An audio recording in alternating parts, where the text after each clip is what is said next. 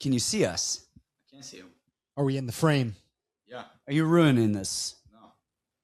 We got one last shot at this. We have one shot, and you're going to ruin it. You're fired after this episode. You guys, Enzo's fired. Producer Enzo is fired. Actually, Gabe's fired too. Gabe's done. Gabe's done. We've been done with him for a long time. You're fired, actually. You're fired. All right. You fire me, I fire you. You guys aren't going to believe this, but I didn't think the day would come. We're sitting here, and what's today? Today's our last episode ever. This is the last episode ever. 4.5 years. It is. I'm rounding to 5, though. He's saying 4.5. Yeah, I'll stick to the 4.5. I like to keep it real with the people. So tell us, because this was something that didn't come easily, and I know that because we had conversations about this. And I remember last year I tried to leave the podcast, and you said, "Don't be an idiot. This is free money. We like doing the podcast. Come back to this." Yep. And then a few months ago, you called me and said, "Hey, how are we going to kick this thing into extra gear? Let's go in." And then a few weeks ago, I get the call. This will be my last show. Yep. So what went into the decision? Why are we moving on? And what's next? Well, Sundays, I got to watch NFL. Okay. No, I'm actually kind of not kidding, though. I'm just busy with all the, businesses and stuff, so I am busy. And I don't want to screw this up. They're big. I quit MMA coaching. We'll get to that because I'm kind of unquitting just for this weekend. Yeah. For a weekend. And then I'm quitting again. But I'm busy. I want to really push the new business. I have the gas station. I'm really trying to just push this stuff.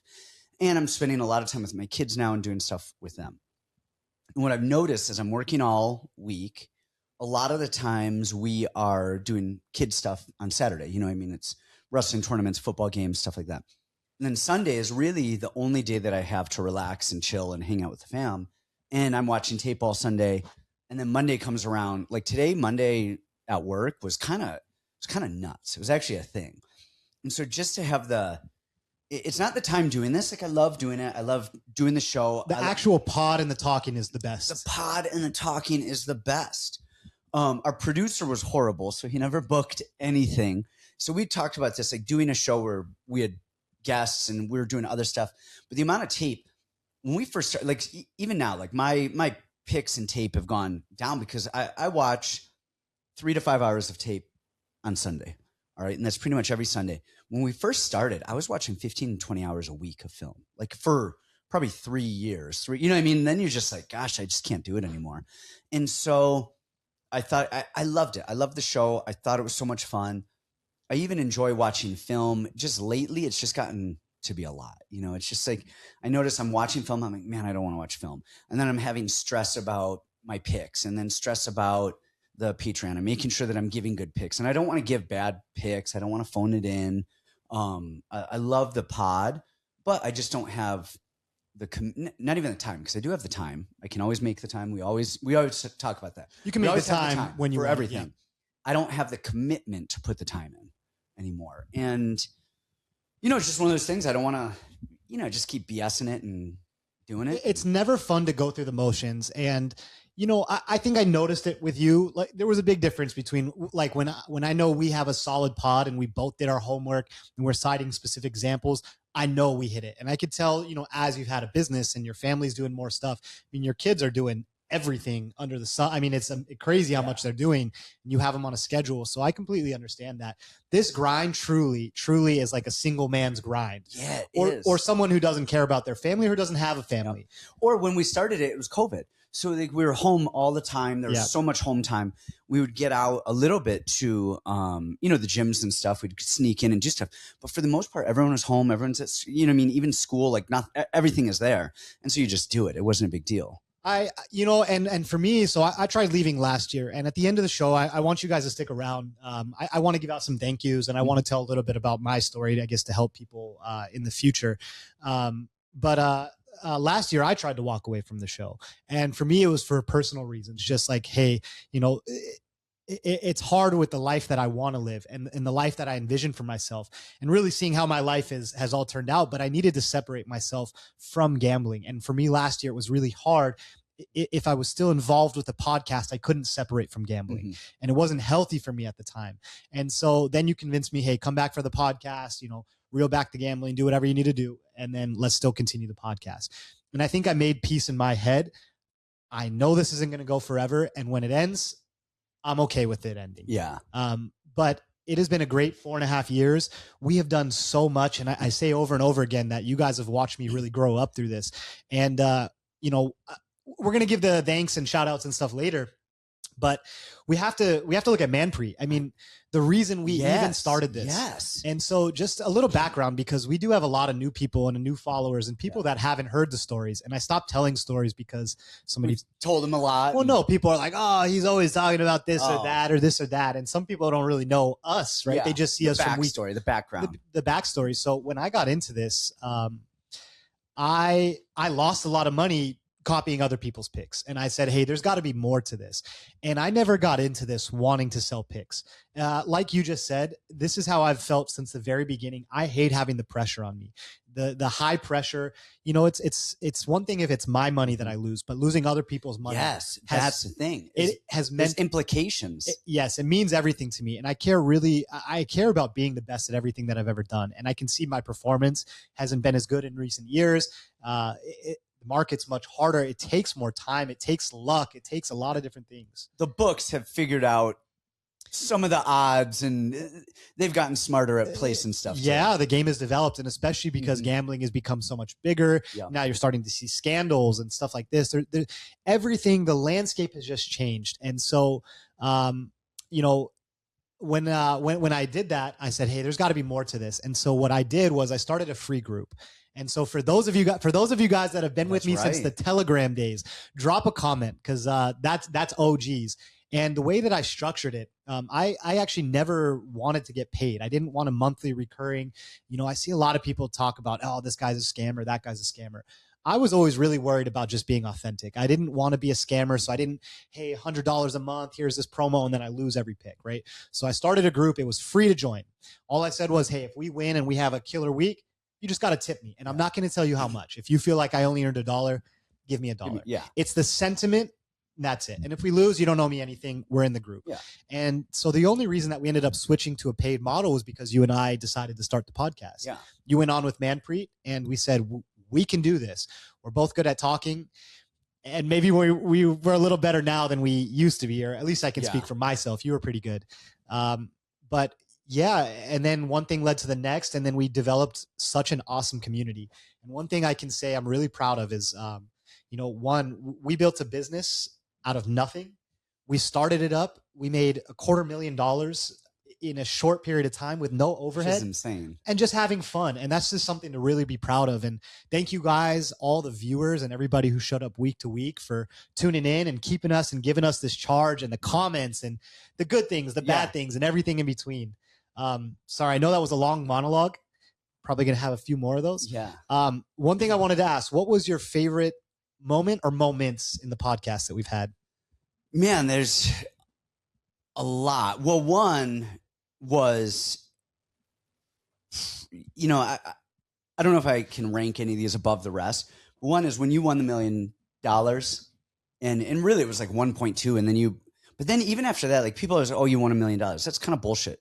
You won like 1.2, but then the next week you won like 180. Then like the next week you won 80. And like you won a good amount, like a month in a row. It was like kind of a crazy wild run.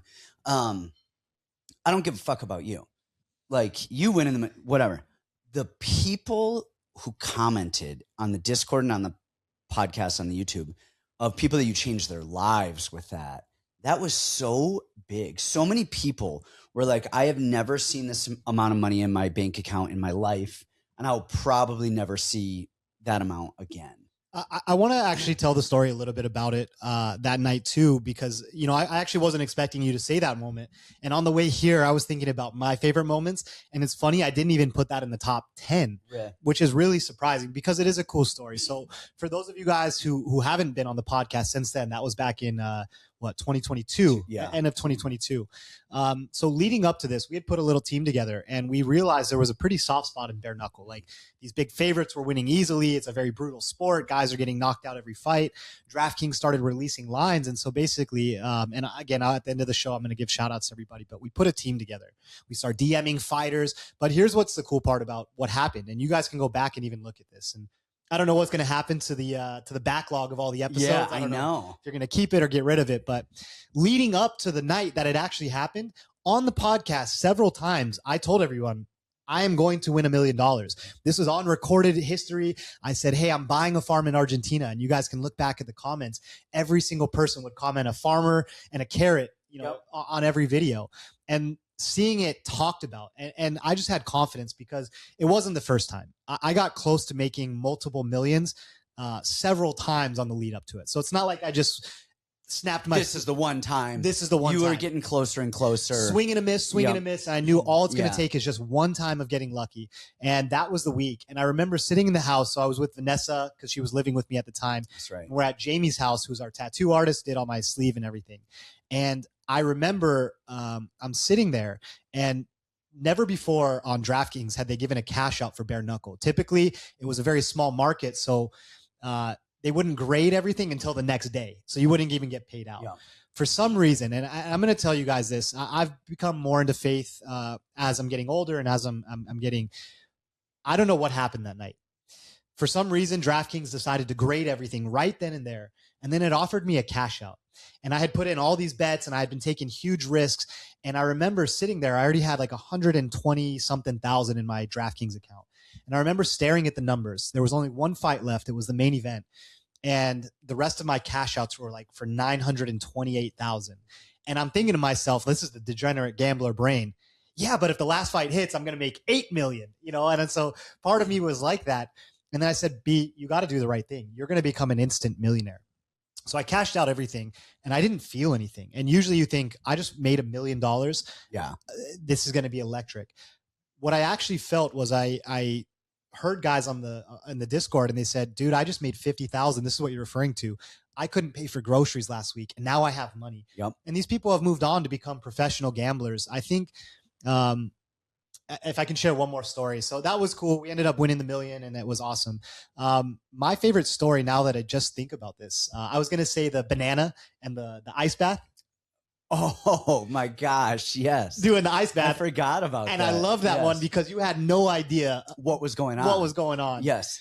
But here's actually my favorite story. And this actually kind of goes with the $1 million story. So leading up to that week, I told everybody, I went to my jeweler. I said, hey, in 1 week, I'm going to be a millionaire. I called my grandparents 2 weeks before the event. And I said, guys, in 2 weeks, I'm going to be a millionaire just so I can let you guys know. And they're like, ha, ha, ha, ha. They called me a week later. Did you win that $1 million yet? And I said, no, I won 100,000, but next week. And then I did, right? So I knew this was coming. And so I told this kid, his name was Pierce. He was his ornery kid. Ornery kid. I love Pierce. He was in my free group. Big Bird. I remember he won a ton of money and he was like, a $5 tip? What the fuck? And I'm like, you little piece of shit, dude. You just made like $1,000. You can't give me $5. So I'm telling this little shithead Pierce, like, hey, I know you're not 21. Hop on a plane. Trust me on this one. Like, trust me. Have faith in me. This will deliver. And I could see the hesitation. For some reason, I can't explain why he did. He bought 2 plane tickets for him and a friend. I think they ended up going to Denver just so he could have the location to place these bets. He ended up making $20,000 that night. And now awesome. Pierce is one of the best gamblers in the world, and he's going to law school, and he just has such an amazing life, and he's a really, really good kid.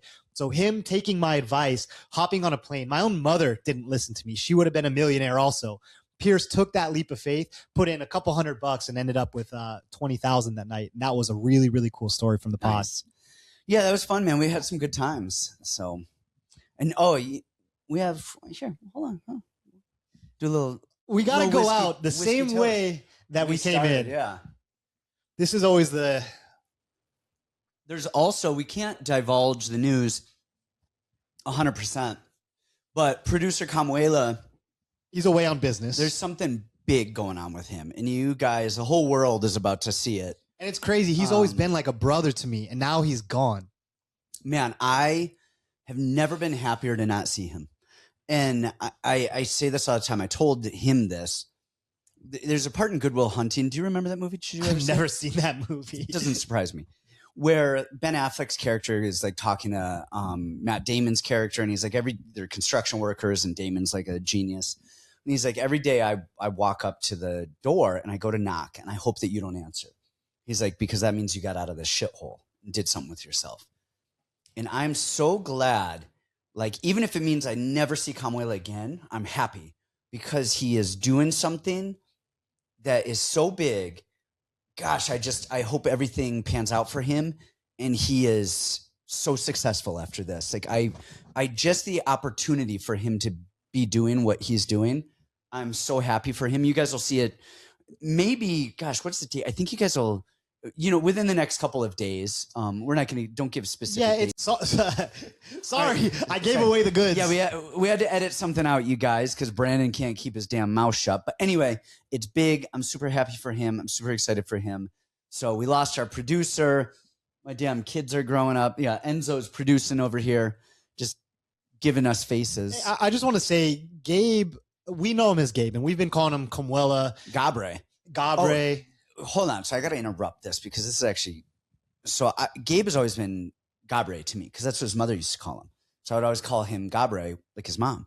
And then one day for an LFA fight, he was fighting the hillbilly kid.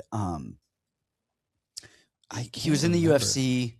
Corntillo? No. The hillbilly kid, like the hillbilly wrecker, whatever. James Krause was in his corner, I think. Kevin Kroom. She's fighting him.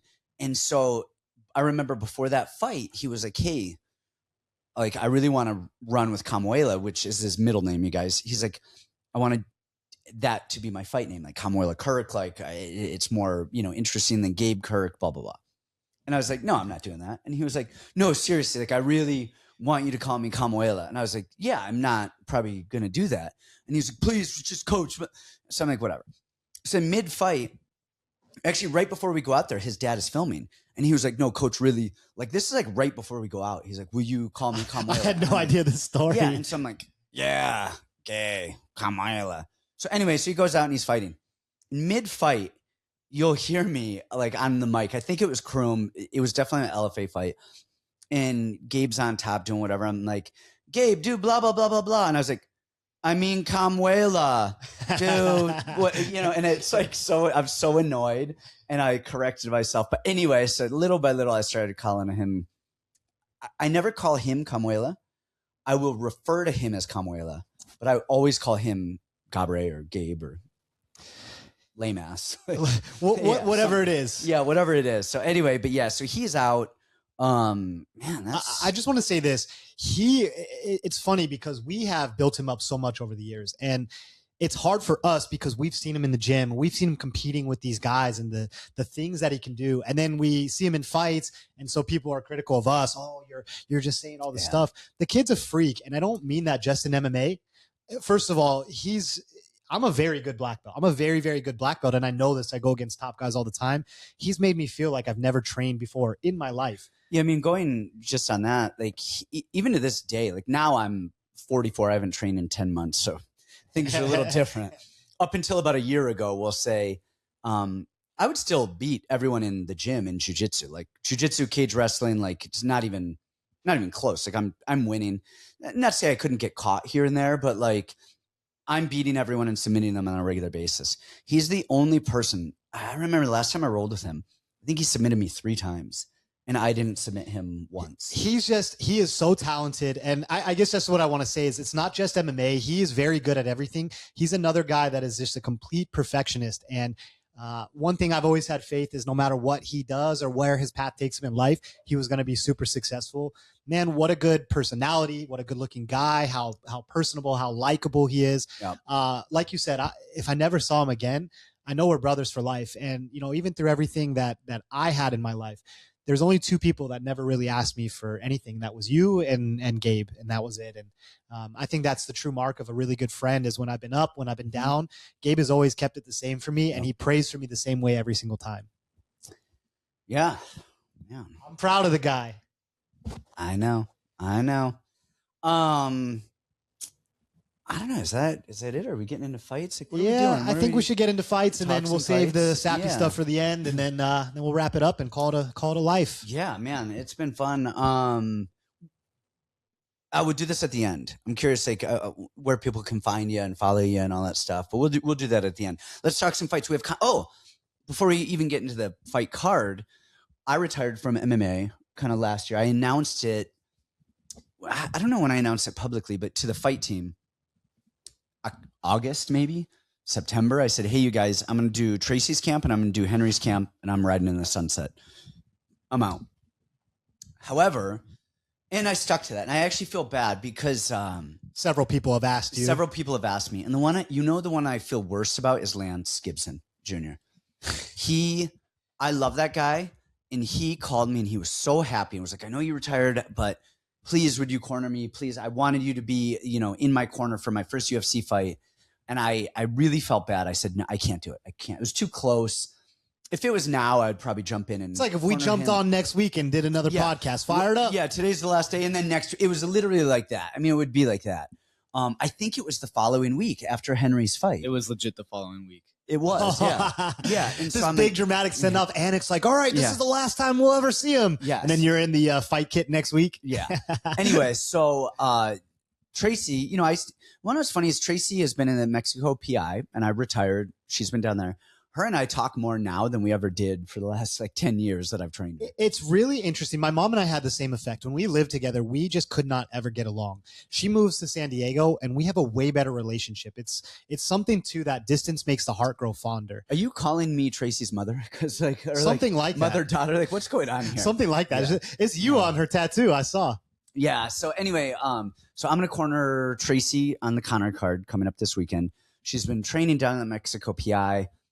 I went down there and did, a little bit of work with her and kind of got with the coaches, said, "Hey, she looks good here. You guys have to adjust here." Because I know Tracy well enough to where common knowledge might be X, but I'm like, well, yeah, that's for that. But Tracy's different animal. Different, so we're going to do this. So anyway, I went down there and I actually went down there during the World Cup. I think we talked about this. It was insane. It was the craziest thing I've ever seen in my life. That's awesome. Being downtown Mexico City during the World Cup when there's just hundreds of thousands of people literally right outside my hotel room going nuts. But so I'll be there. Then I'm going right back into retirement. No more after that. No more pop-ups. What if Tracy? So this is a real question. What if Tracy makes a title run? So she wins this fight. This is a big fight. After this, there's a few people that I would actually coach. If I came back legitimately, would you come corner me? Yes. Yeah. Okay. Like you and Gabe, of course I'll be there. And then literally probably only two people I would come back for is Tracy and Ray Waters. Those people I would always train. Yeah. If Tracy came back, was like, "Hey, will you train?" I would train her. I would train Ray. I actually have been, Ja'Cory Teamer, who's, I've been doing some mitts with him, and he does privates with Enzo. So I'm like, I'll do a little bit of mitts with you. That's the as far as trade-off. I can get in. Yeah. I mean, I pay him, but then I'm also trying to sweeten the pot. But yeah, that's pretty much it. Me. What's that? You've been holding mitts for me lately. Dude, we're talking about other people, man. Why are you bringing this up? All about Enzo, just because he got Enzo. the Gaethje pick right. And then, and then honestly, it might sound crazy. If Henry wanted to fight again, I would be like, "All right, Henry, that's..." Of course, that's the one I figured. Yeah, we've got to ride. You know what's funny is I remember being really, really young, and I've known you since I was 18 years old. Isn't that crazy? I came into the gym, this arrogant blue belt. I was number one in the world. I felt like I was the shit. And I remember this nasty, dirty purple belt beat the shit out of me in grappling, not even Johnny Mack. And I've known you since I was 18. I'm about to turn 30 years old. Isn't that wild? In about a week. Yeah. And I remember you telling me there's 3 people that I want to see to it that make it all the way. And I remember you said it's Tracy, Kamuela, and you.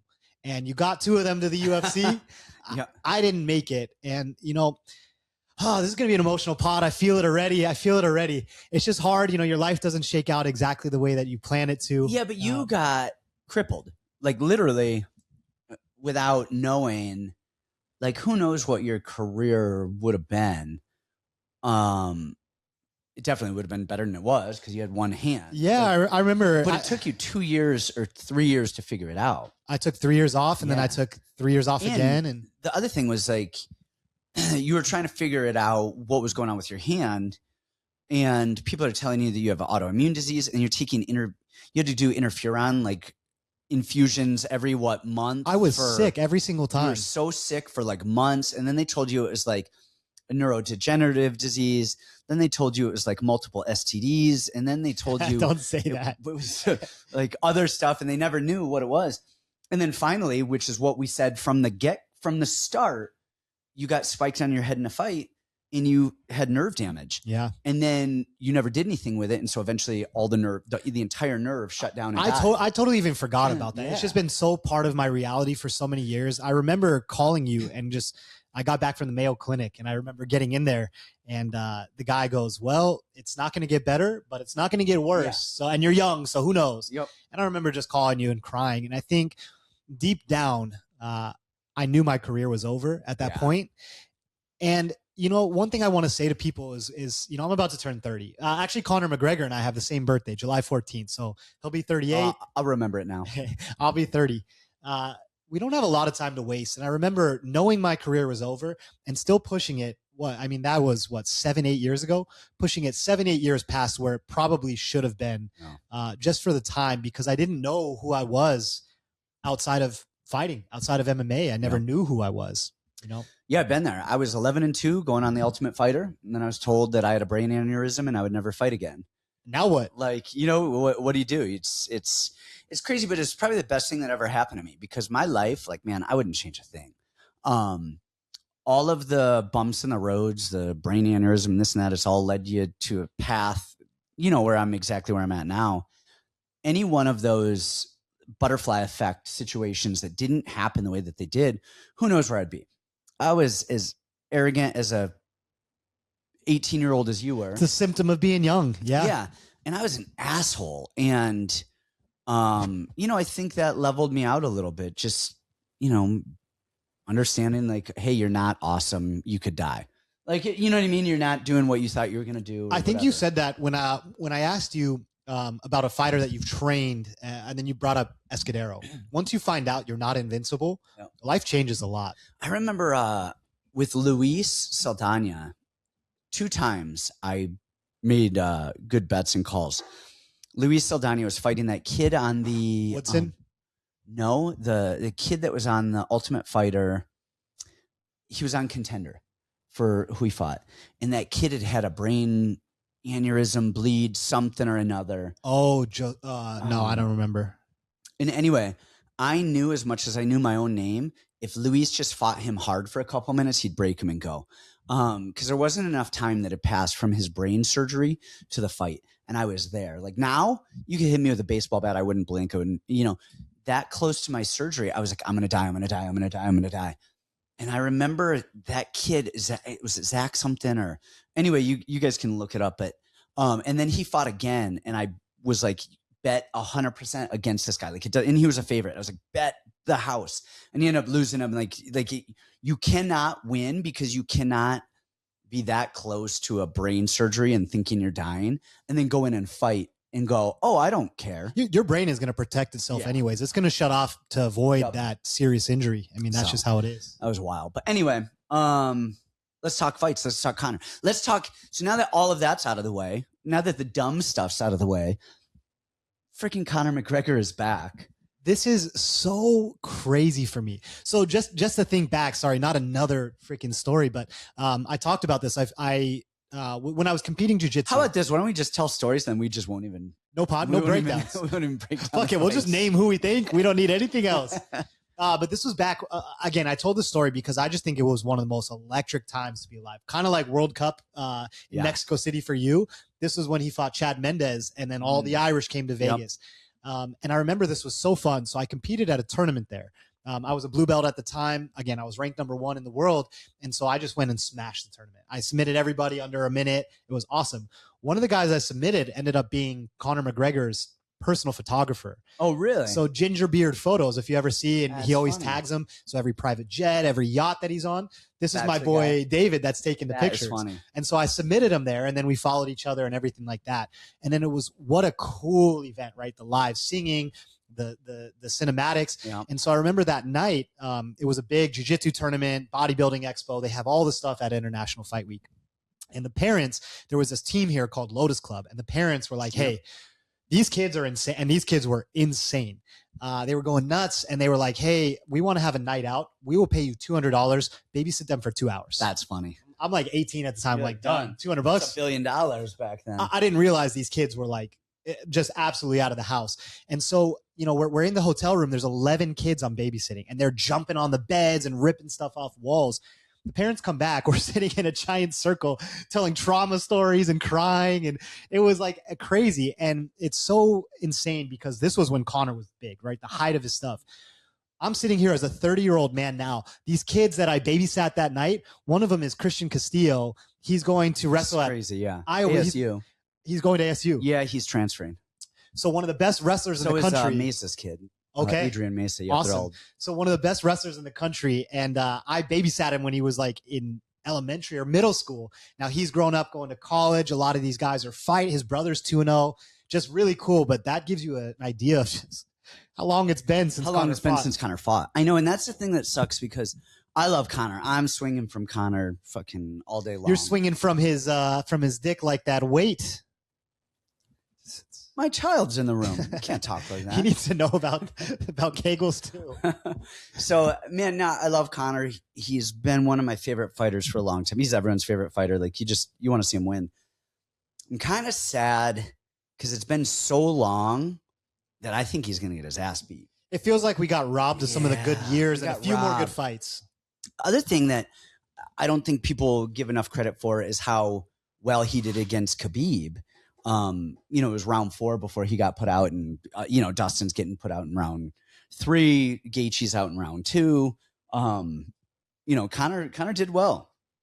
He did a lot better than a lot of other people. Yeah, he does good defense. The truck series and the butt scoots and all that stuff. So I love it. Let's get into these fights, you guys. We will start actually talking fights. I'm going to pull up the odds. I got odds. You got Tapology. Okay, I'll go. We're not going to switch it up on the last episode. Hey, last day, man. We got to get these people what they want. All right, first fight of the night. We've got, scrolling down, Cody Durden versus Alessandro Costa. Durden's 18-10, Costa 16-5. And Durden was supposed to fight somebody else.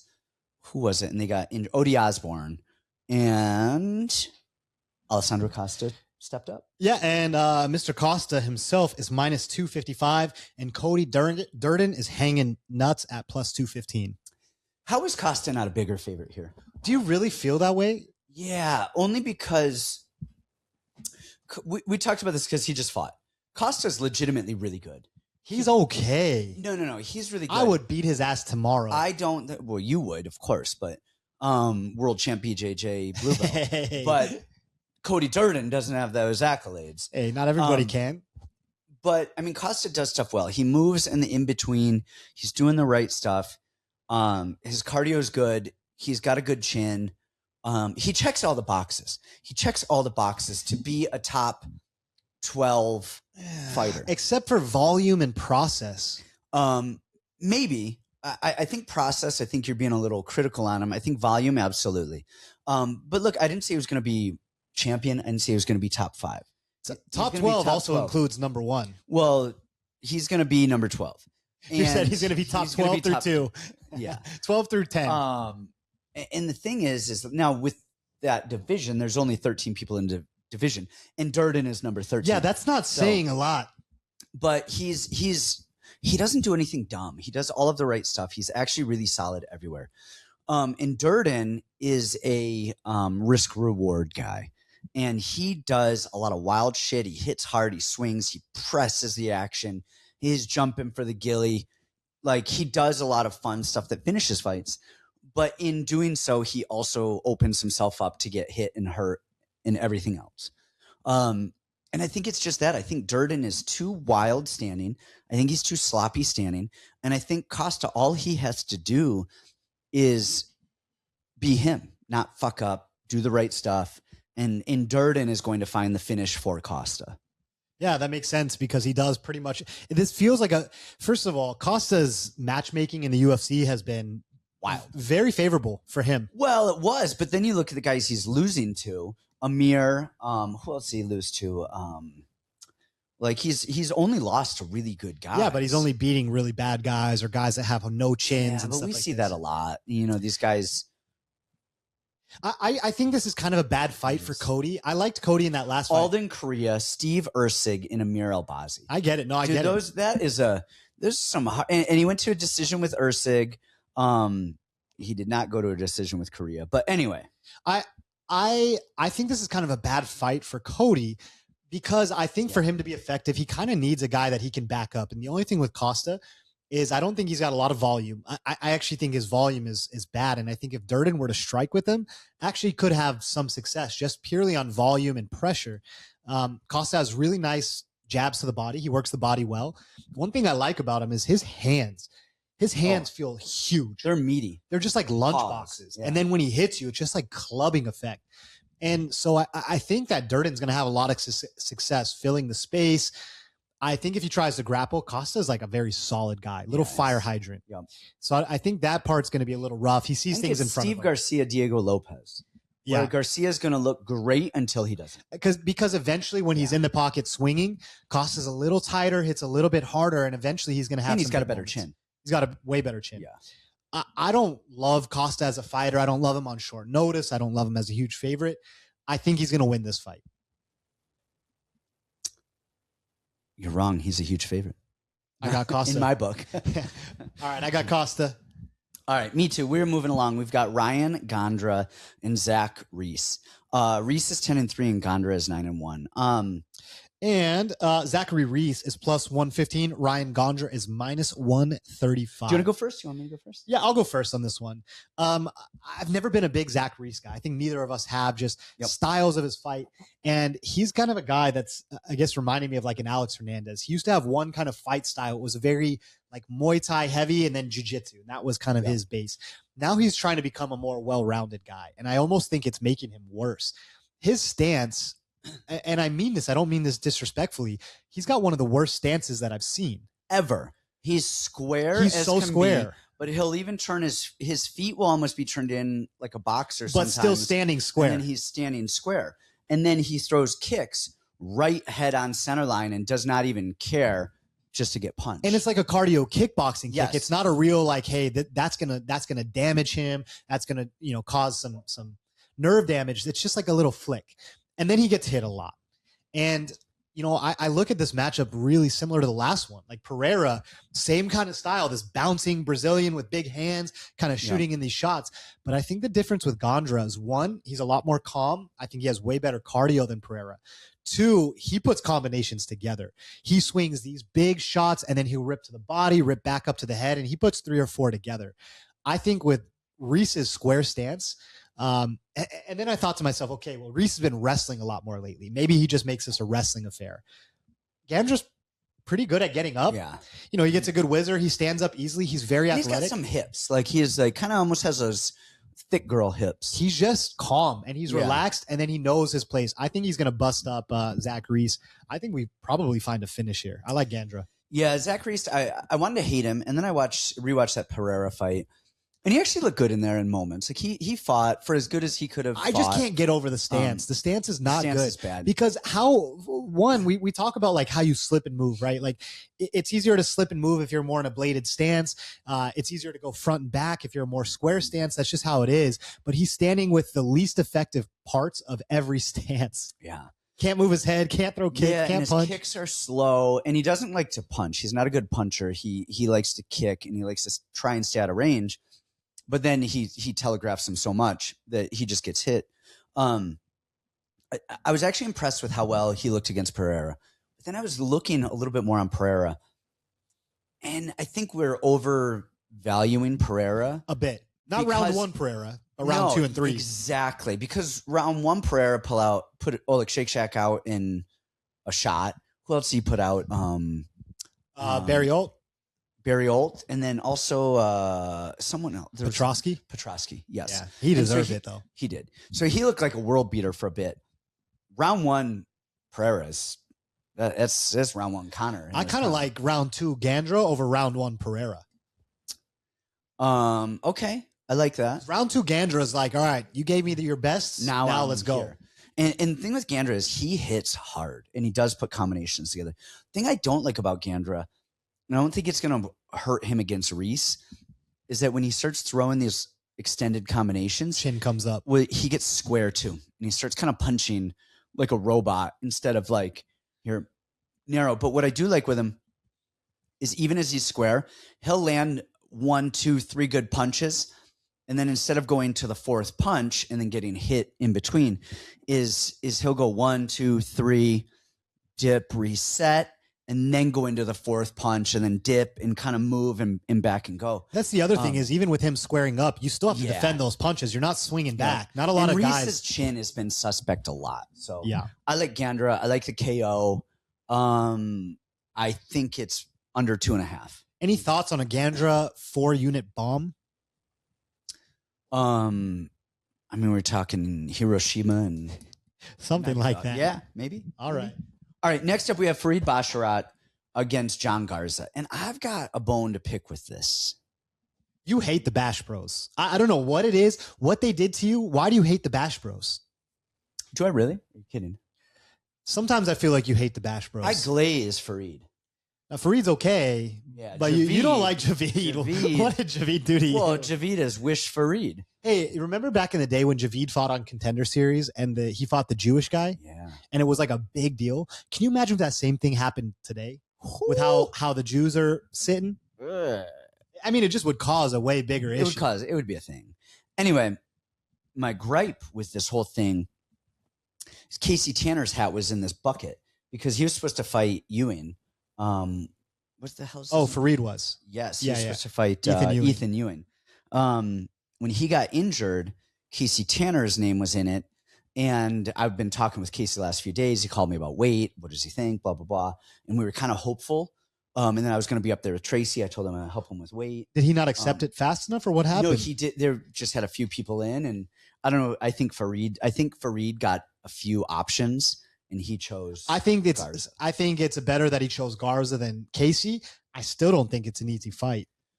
No, but so I'm just mad that Casey didn't get it. So it's a bummer. We got to get him soon. Yeah. Anyway, Garza. He is, what is he? 6-1. And he's tough. He's beaten Josh Walker by KO, Marcelo Reyes, KO, Kevin Rosas. And that was actually that showed a lot in that Rosas fight. Because, I mean, look, it's the mini Rosas. It's not the. I actually think he's better, to be honest. Do you think so? Yeah, they have better grappling and boxing. Yeah. I don't know that I find him better. I think Raul is a better finisher. He's a big body, but these kids are very technical. Their boxing is slick.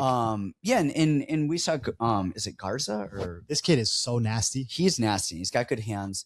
He's got some of the best hands I've seen on regionals in a long time. He's nasty. The issue is I think he's going to be amazing in the UFC. I think it's too big, too soon. You're thrown in the spotlight. He just got the call yesterday, which is Sunday. So he's Sunday till now, like he's going to be wide-eyed. He's on a Conor card. He's going to see Conor at weigh-ins and be like, oh my, he's going to be starstruck.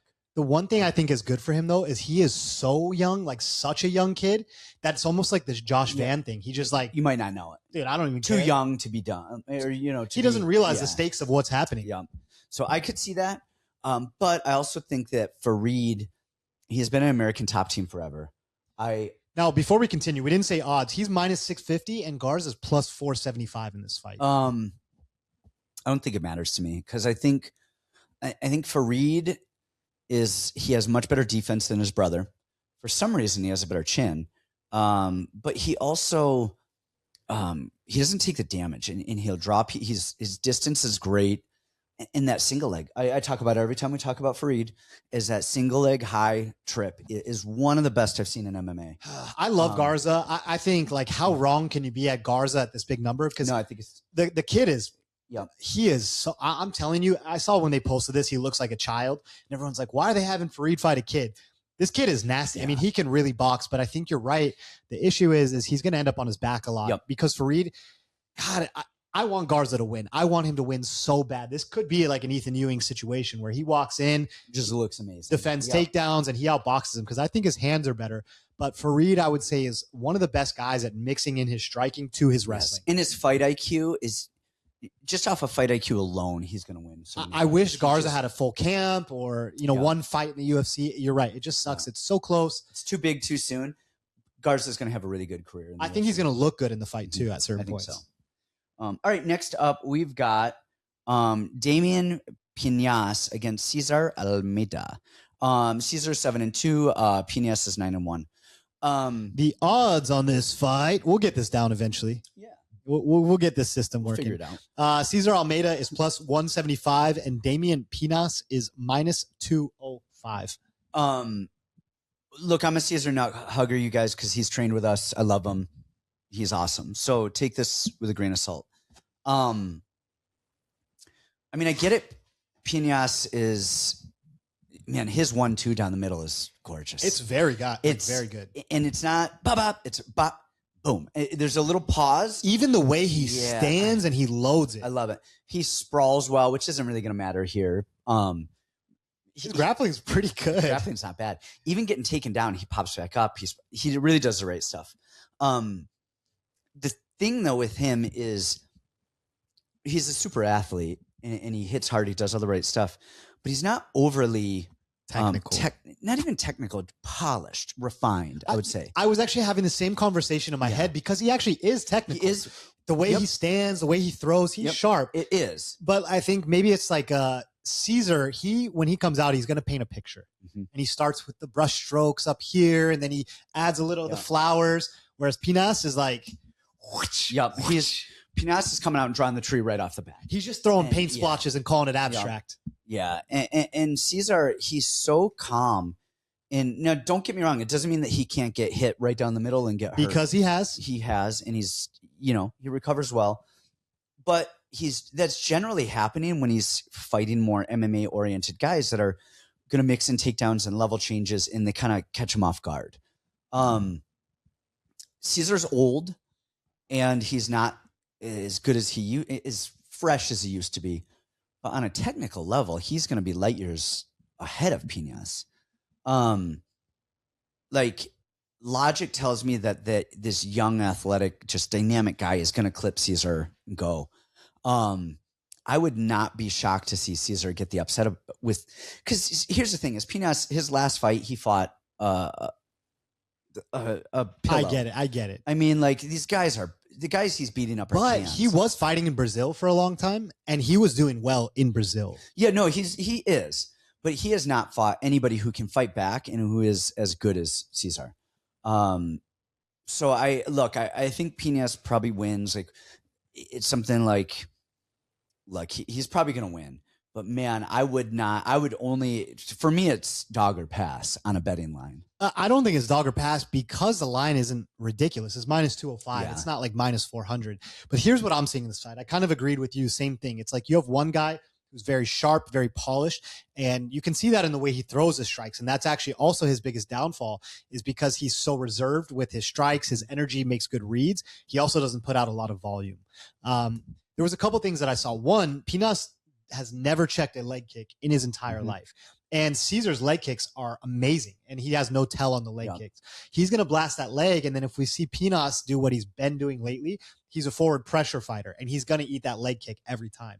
Because that's the whole point of throwing the leg kick, is when they step, they're unable to check it, that's when you kick. And Cesar makes that read all the time. The other thing is, it was like 3 fights ago, maybe 4 fights ago, right before he got on Contender Series. Pinas was getting backed up onto the cage by some of these guys, and he was getting straight shots landed on him. And then I watch, Almeida versus Olajaychik, right? Round 1 was bad. He ended up on his back the entire time.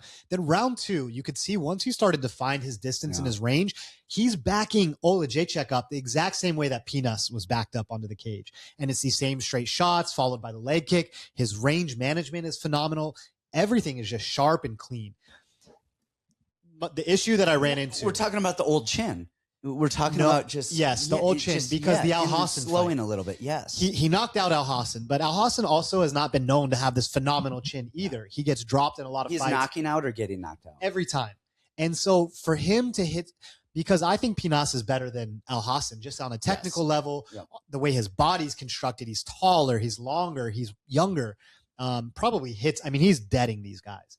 So and we haven't seen his chin fail him.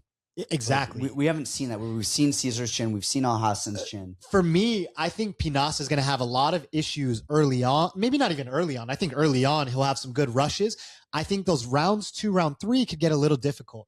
But I think he's so athletic and he hits so hard, and Caesar can be hit because he does keep his hands down and he always has this style. And that's how Al Hassan got through. I think Pinas is going to get through.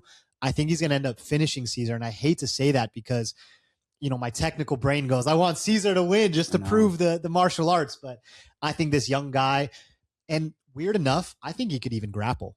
He is so athletic. He could just grab Caesar and throw him down. Know what's going on, and he'll just figure it out right. He's been at Extreme Couture, and that's also where Caesar was training for a long time too. So I think there's a lot of trade secrets. And I think they know to develop his grappling game. I think there's a lot of ways he can win this fight. All right. A long ass breakdown. I'm sorry for that. Next up, we have Tracy Cortez Kongwang. Tracy. All right. Then we've got Kai Kamaka and Luke Riley. And just to clear up for the last time ever, you're coaching Tracy, so we're not going to talk about Tracy's fight. Last fight ever. You shouldn't have even said that this time. I'm sick of saying that. Why don't they talk about he doesn't have faith in his fighter? Because you know why? This is going to be the one episode we get. We go viral and we get 10,000 new subscribers, and that's all they're going to be mad about. Well, then that's why we're doing this. We come back. Yeah, it's all a sham. We come back, blaze of glory. Hey, just American flag tattoos all across our cheeks. All right, Kai Kamaka, Luke Riley. Luke Riley is good little striker. He's fast as shit. He is so fast. He is fast. It reminds me of Junior Cortez, like just fast as shit. Like Junior was always so snap fast. Jab, yeah. Moved a lot. His wrestling defense is not great. Don't even say not good. It's not good. Yeah, it's not good. But he will like kind of tripod and just cage his way back up. Try to hold down beans and toast if you can. Yeah, like he just but he's 13-0. On the other side, we have Kai Kamaka, who just fought short notice up a weight class against a horse. Also, friend of the show, and he's followed us longer than any other pro fighter. I think he's always interacted and kept up with the post. So shout out Kai Kamaka. Well, I think I've told you guys forever about. I've known Kai since he was 9 years old. When you used to live in Hawaii. When I used to live in Hawaii, and I fought out there on Rumble on the Rock and on Chaos and some other shows, and I would walk out and all of the Hawaiians it would be crickets. And then you just hear Kai and his brother Tristan like, hey, Santino, hey, clap, clap, clap. And just like walking out there, pale, pasty. I've known him. I've known his dad. I've known his whole family. I lived in their gym, stayed at his house, watched him, but then it's weird. He fought Corrales. And so I remember that. And I thought Corrales won that fight, and it was a little weirdness. Everybody did. Eric Nixick came up to me right after the fight and he goes, man, I'm sorry. He goes, Henry won that fight. Literally right up to me right after. I wonder if Kai knows that. No, I think he's going to find out on this episode. No, I think he was, I was pissed and I was like, his fucking coach just said it, he won. And I'm over here pissed and I'm being an asshole, probably loud enough that Kai probably heard because I was really mad about the decision. He unfollowed us that night. No, he came out and gave me a hug. And then it was like right after around that time, and I hugged him, of course. I was like, dude, like, of course, it's not your fault, dude. It's not against you. I'm just mad about the judges and whatever. After that is right when I started the wrestling club, and I was taking donations because we're a nonprofit. He was the very first person to donate. That's super cool. The very first person to donate was Kai Kamaka. I will say this too. I follow him on Instagram. What a good family man. He loves his family so much. He just seems like, one, a really hardworking guy. Two, he's a phenomenal fighter. Yeah. Like, he is a guy that's so well-rounded, checks all the boxes, and we'll get into it from this fight. And always, I'm glad he's got his next opportunity because he is really good. The thing with Kai is I really think Kai can get the upset here. I think he can do it. I think he can. I don't know. Do you want the odds for this fight? Because yes. Do you know what they are off the top of your head? Off the top of my head. Okay, if you had to guess, what do you think you would line this? I would say Kai plus 170, Riley minus 200. Okay, Luke Riley minus 282, Kai Kamaka, and this line has come down. It was plus 275, but he's plus 242. Yeah, that's so. I think what they're lining it, of course, the 13-0, and Kai's got a lot of losses. But Kai actually is really fast. His jab and his movement are really good. He can wrestle. He was a state champion in wrestling in college a little bit. That's a huge thing, and people don't know that about Kai. I wanted you to say that. I was going to ask you about it. Yeah, I believe he's actually a 2-time state champ, and then he wrestled a little bit NAIA, and then he had injuries, left, went back. But anyway, so he has that wrestling background. My issue with Kai is he rarely kicks and he just boxes. He doesn't wrestle a lot, and I think he's got a great chin. I think he hits hard. I think he does all the right stuff. He fought the Dakota, whatever the hell his name was, who was an ogre on a few days' notice. And he's so technical and clean. He just picked him apart. He did it, yeah. I'm going Kai here. I think he can get this. You guys, if you see Kai doing anything besides boxing, any kicks, any clinching, any knees, or any wrestling, gosh, bet him live. If round one ends and he's just boxing, I think Riley will beat him in a just stand-up, just boxing fight. But I think Kai really can beat Riley if he mixes everything together. Has to. Yeah, and if he wrestles him a little bit in round one, then he can start level changing and coming upstairs in round 2 and 3. I think he can really just beat his ass if he fights the right fight. But that's the biggest problem with Kai, is because he doesn't do that. Well, because he trains at Couture at Extreme. Yeah. The guys, there's no coaching in there. It's literally just hitting mitts, choreographed mitts. Hey, Kai, we're sending you a game plan after this. Yeah. And then it's training with a lot of really good guys in the room. And that's why people leave there. And Kai's a really good guy. See, so this is where I was at the fight. I mean, plus 275 for Kai in the spot is like an insane number. You have to do it. It doesn't even matter. Like, skill-wise, they're not that far apart. Yeah.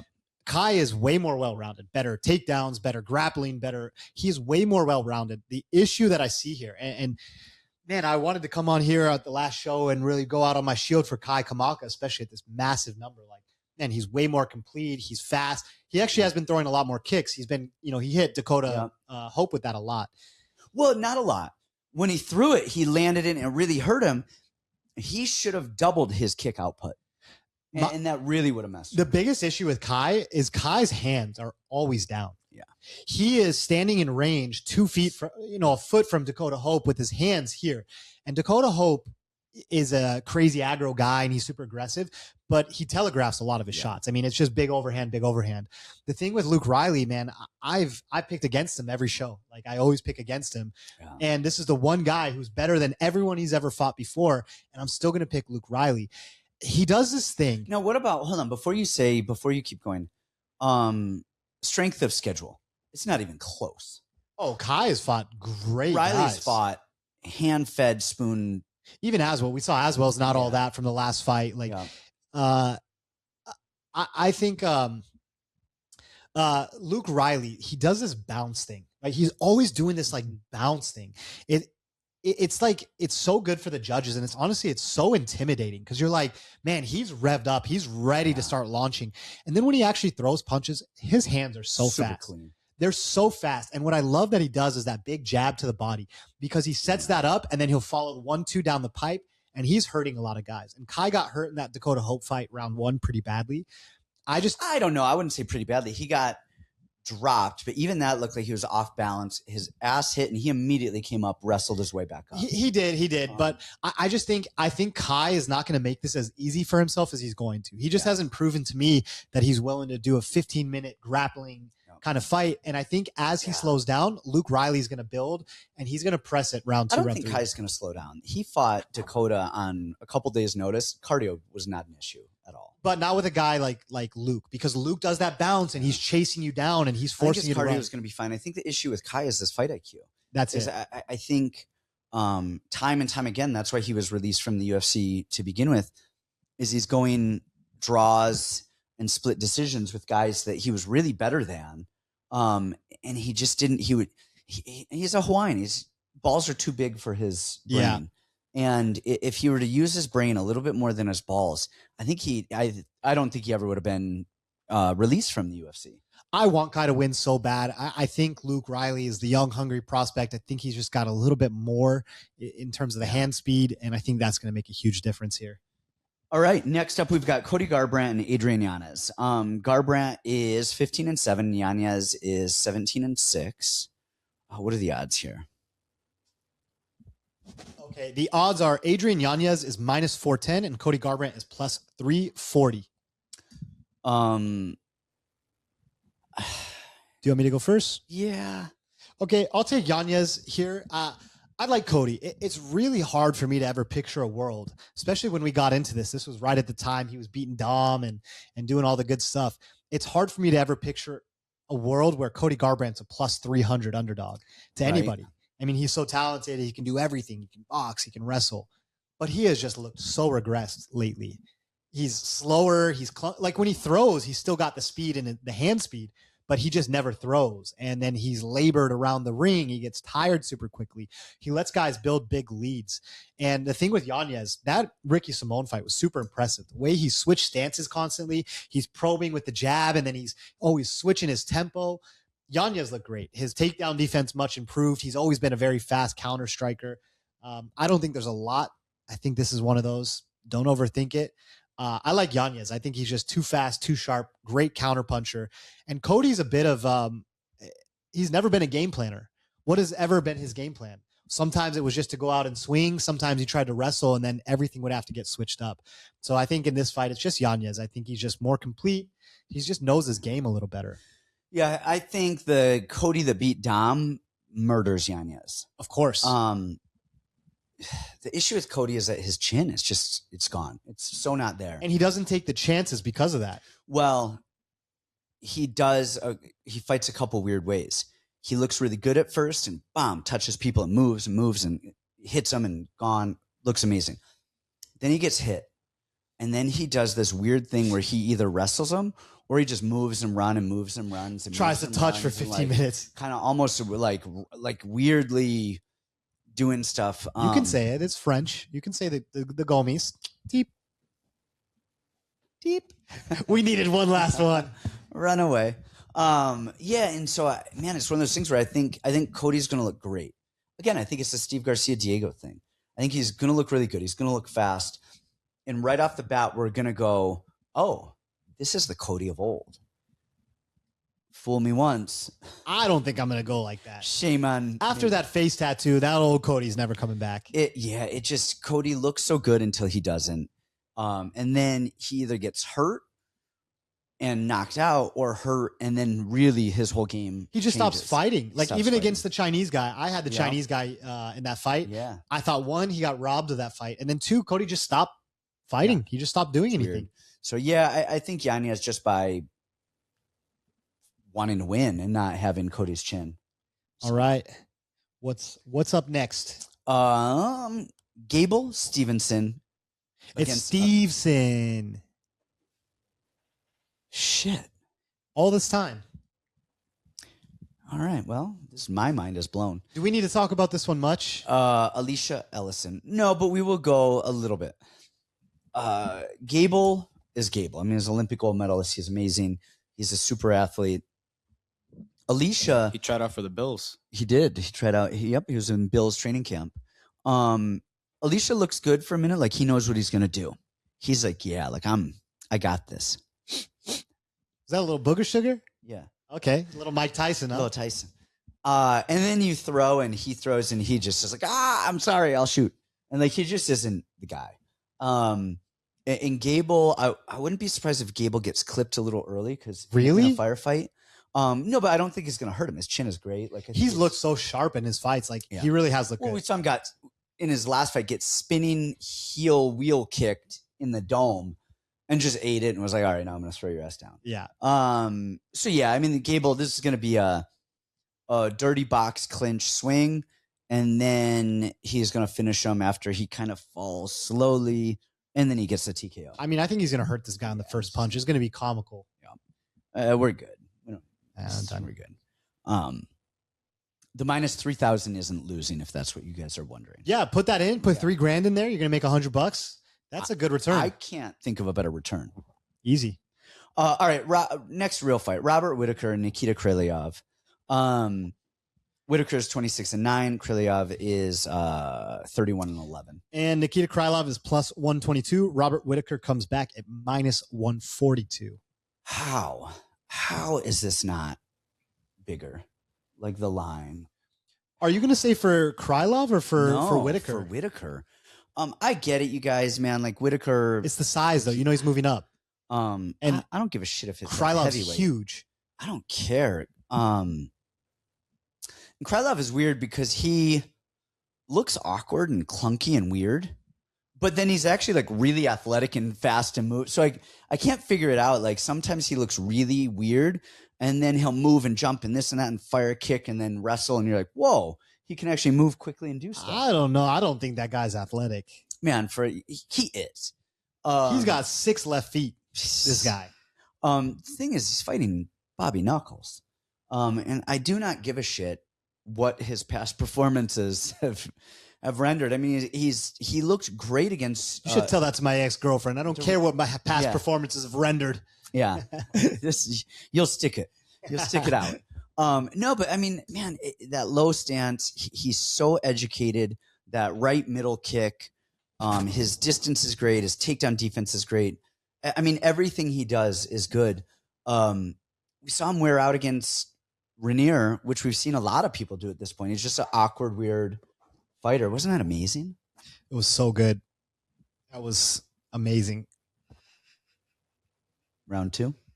Yeah, let's do another. So yeah, man, yeah, I think this is actually going to be a great spot for Robert because Krylov opens up too much. He's just too wild and big, and I think in those big exchanges, Bobby Knuckles has one of the best jabs there is. That low stance, really low hand, wham, whips that jab. And I think eventually in round 2 and 3, I think that right hand is going to land. I think Krylov's going to sleep at any weight Bobby Knuckles wants it to be. This is, yeah. So one thing you've always said, and this is something people don't think about, when it comes to striking, the weight means a lot less than it does in grappling. And, Krylov's huge. I'm trying to look at the bodies because I just don't know how they're going to line up. Robert Whitaker against RDR looked like 3 weight classes apart. I mean, it was comical. And Krylov is the same height, but he's got way more muscle. He's built in. So I'm interested to see how Robert looks coming into this fight, how his actual physique. Hold on, here's the thing is, like, if you look at Renier, watch even early in that fight when Renier would clinch,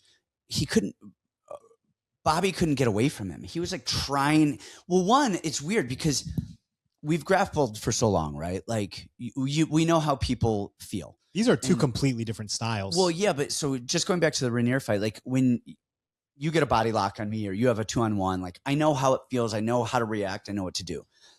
And then you get like a judo guy that's like a different style, and we expect to see something and to feel something, and it's different. And I think that was Whitaker in that fight where he would, instead of like completely disengaging and like getting away, he was like, oh, I'm good here. And then he's like, oh, wait, I'm not good. And by the time he was, I'm not good, Renier was a little too attached and a little hanging a little bit too much. And it was harder for Robert to get away than I think it would have been if he had given him a little more respect right off the bat. I remember that fight being one-way traffic, and then I rewatched it today. Whitaker was beating his ass. Oh, I thought Whitaker won that fight, and I think it was Abu Dhabi, right? I can't remember. I think it was Abu Dhabi, where everyone gasses in Abu Dhabi. It's weird, but no, I thought Whitaker won that fight, and I was shocked that they didn't give it to him. I was shocked. Hey, was it a decision? I don't think it was a decision. Didn't he finish him? Did he finish him? No. I'm pretty. Man, maybe I'm You guys were drinking, so Yeah, we're just talking So, shit now. This is the last episode. I thought he finished them. no, split decision. Okay, split decision. Yeah, it was 5 rounds, split decision. Okay. It It was a hard fight because he still dominated. Round one, Yeah. he looked so good, the way he was controlling the tempo with the jab. And this matchup is funny because, I'm hearing what other people are saying. They're going, Krylov is so much bigger than Whitaker. And I'm like, okay, I understand that. But you're talking. Wait, have any of those people ever seen Frankie Edgar fight? At 55 and winning world titles. But the thing is, that one's mine.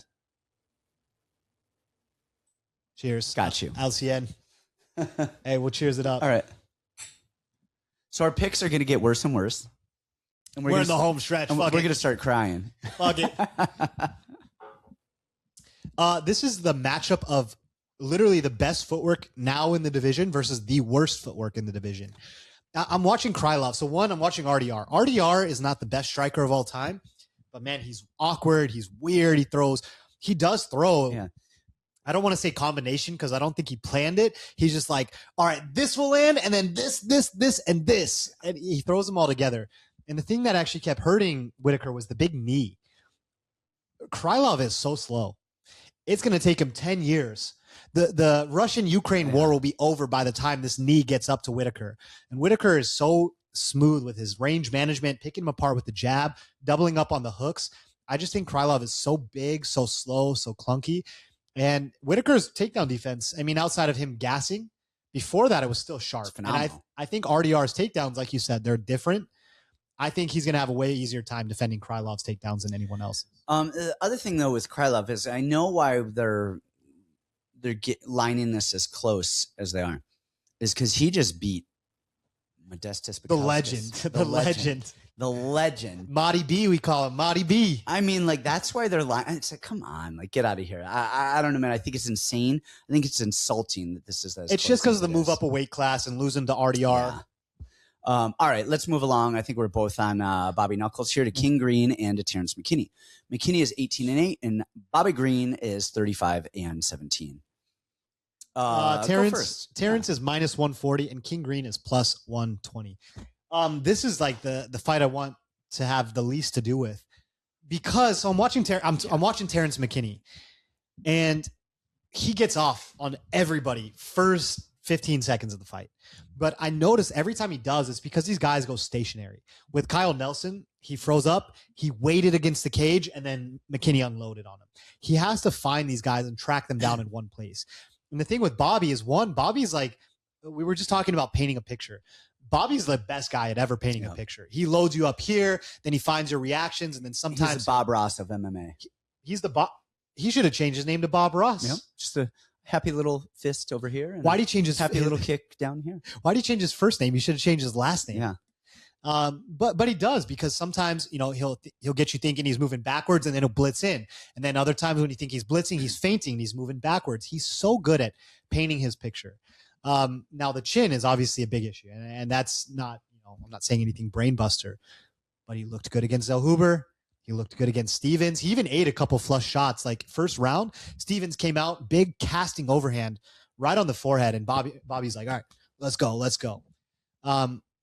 Conversely, I don't think Terrence likes to get hit very much. I mean, the first elbow that Chris Duncan landed, he's almost like he's out on his feet.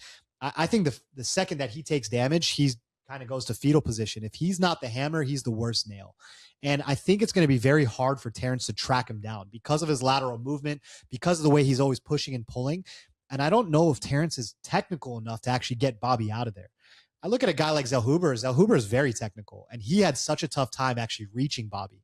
So maybe that is his best chance, is just to go in and just run after him and go crazy. But I think Bobby's going to use a lot of that lateral movement, maybe even some grappling. Bobby's been grappling a lot more, and I think that would take Terrence by surprise. I think this is a completely volatile fight. I think honestly is very likely. What are the odds again? Minus 140 plus 120 for Bobby Green. Okay. I mean, this is every fight. You play it live. You wait till see if he dies, and if he doesn't, we go Bobby Green. See, I think you got to play McKinney right away, because it's round one McKinney or it's Bobby Green after that. But I hear what you're saying. This is an absolute coin flip fight. Like Who lands first? Who? Yeah. Yeah, it's McKinney round 1 or Bobby Green anytime after round 1. I think with McKinney though is Bobby fought Jeremy Stevenson, he fought Zell Huber, and who did he fight before that? I forget, but he's on like a 3-fight win streak. He looks good. Those guys. First of all, Stevens is a striker and a slow striker and throws too big. Like that fight was never meant for unlike him to McKinney win. at all. Zell Huber, he's gun shy. He can't go first. And he gave Bobby the fight that he wanted. Yeah, he gave Bobby. I was like, what the F kind of fight is this? Like, I was in shock watching that fight. And he wouldn't go first and he wouldn't double up. And then he was trying to get Bobby to pull, and then he would throw and then get countered every time. And it was kind of rough. Oh, Michael Johnson. Didn't he beat him? Was it Johnson? Maybe it was. I'm gonna look it up. I've got it here. No, Lance. It was Lance. Oh, Gibson that's right. That's by right. split. Wrong black guy. Sorry. But the thing with McKinney is he is so much more athletic than any of those other guys he's fighting. He will close the distance and he will grab Bobby. I think he will throw him straight to the ground, and one of two things happens. Bobby gets up, which he's good at doing.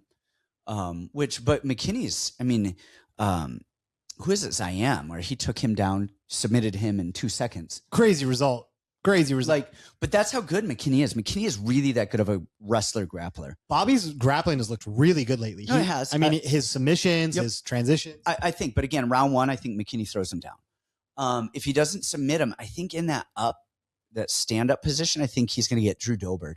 Just swinging and going in the chaos that is McKinney early, that's when Bobby's going to get hurt. The fight starts to move a little bit, man. Like for the 4-minute mark of round 1 hits. Once you hit the Bobby verse, it's over. Yeah, once you're there, we're done. But this is like, there's not an educated person on the planet that is going to get this fight right. We're all guessing. Like, it is literally somebody could call it minute for minute to a T, and it's still a guess. Because we're talking about the first 30 seconds of the fight. Yeah, here. It's so volatile. I like McKinney for the first couple of minutes to do something big against the aging 39-year-old Bobby Green, who fights with his hands down. Yep, on the cage. We're all just flipping coins here, but I like McKinney on this one. On our last show, I got it with my guy King Green. I just love the way he fights. I like a guy who can put together 15 minutes over a guy who's got about 2 minutes. Yeah, I'm not opposed to it. All right, next up, we are moving along. Also, great fight, too. That's going to be an entertaining one. All these fights are bangers. There's a lot of good ones. Next up, we have Brandon Royval against Loner. How do you say this? How do you say that? Kavanaugh. No, I know Kavanaugh, but they don't say Loner. They say... yeah, it's Loney. Loney. That's his nickname, though. Lone. Oh, Loner. Okay, Loner. Okay. So, Loney Kavanaugh. And what are the odds on this? Odds, man? I like that. That kind of turns me on. Loner Kavanaugh is minus 220, and Brandon Royval is plus 185. All right, so I got to ask, though. This doesn't make sense to me. Where's he fighting out of? England? China. Yeah, they have him as a Chinaman. I think his mom is Chinese. So he started claiming he's from England, but he's a British boy. He claims China. He's down with the CCP. Is that first of all, that's Russia, but the Chinese the CCCP was USSR. Yeah, but CCP is different. Oh, I don't know about the CCP. The Chinese People's Republic or something. I know, me Chinese, me play joke, me Coke. But I don't know about the CCP. But anyway, Kavanaugh. I am drunk as shit, by the way. Oh, are you? I'm so drunk. Like, yeah. Oh, I don't drink. Oh, I drink. And I'm a little. Yeah. This tasting better and better. Enzo's watching me every time I take a sip, and it looks like I just got electrocuted. It's so bad. It can't be that bad. Hey, the first time we ever did this on the show, how old was I? This was 4. Oh my gosh. I was you were probably a minor. No. 20. I was giving alcohol to a minor. Hey, another one of my favorite parts of the show is we brought Pearson, who was almost a minor. Oh my gosh. And we go, Pierce, have a drink with us. And he's like, fine, just one. And then we have our first drink. Chugging. He's throwing him back, refilling his glass. He drank the whole thing by himself. Oh, you know, another favorite moment was when we had Tony Kelly on. I was going to say that was Tony what I was Kelly loading was up. fun. You want to know, was another good interview that we never posted was the Casey O'Neill one on remotely. Shit. But the audio didn't come out. Remember how good that was? And she was talking about like the murder charge and all this stuff. And then the audio is so crappy that we couldn't even air it. I'll get to her at the end, but Casey has some of the best stories in the world, because you have to imagine this just batshit crazy woman, like literally one of the craziest women I've ever met in my life, like just fucking undesirable. Who could ever want to be with somebody that is that fucking insane, and living her entire life with this angst and a knowledge of how to fight, what kind of situations arise. And a muddied up Scottish Australian accent. I mean, it's the worst accent ever. I remember when I tried linking you guys up and I'm like, hey, this accent is rough. Nah, I love Casey O'Neill, man. Robin's accent is good. Casey's not so good. I love Casey. And gosh, and she came on actually when you were an asshole and was like, hey, I'm out. She was the first guest on. She'll do anything to try to steal my thunder. That's been the story of her life. She's just out there plotting against Brandon. Whatever I can do to get him. He's on his the Billy Madison list where the dude puts on the lipstick. Yeah. What are we talking about? I don't know, but we have Loney Kavanaugh, okay. and this dude is. I love his striking. He does the right stuff. Everything that I talked about that was good throughout every other fighter on the card, he does. He's so perfectly technical. He is. I do think that we're overvaluing him. Do you know why I say that? I'm curious. Like just he's got some cardio concerns. He's got a little bit of a chin, a little button chin, and he's a little small for the division. No. All those things are true, but that's not why I think we're overvaluing him. Because he's Chinese. Exactly. I knew it. I knew it. No, I think we're overvaluing that Brandon Moreno win. Moreno's looking washed, and if you can keep him in place, Yes. you meet him in the middle, his style kind of goes out the window. Yes, and that the thing is like Moreno thinks he's a good boxer, and he's not. He's effective and awkward. And when he would mix his wrestling in, he was significantly better. But I mean, he has that weird. Your imitation of Moreno has always been my favorite. And you know, and he's been effective over the years, but he's gotten tighter, which hasn't helped him. He Usually that's a good thing. yes, and I don't know. Sometimes we talk about I that. made a sexual okay. reference. Okay, got it. Nah, yeah, I get it. So yeah, I think he's gotten worse, and I think Kavanaugh was just there to pick him apart with Moreno's bad boxing. But Moreno did have success with him anytime he would press him back.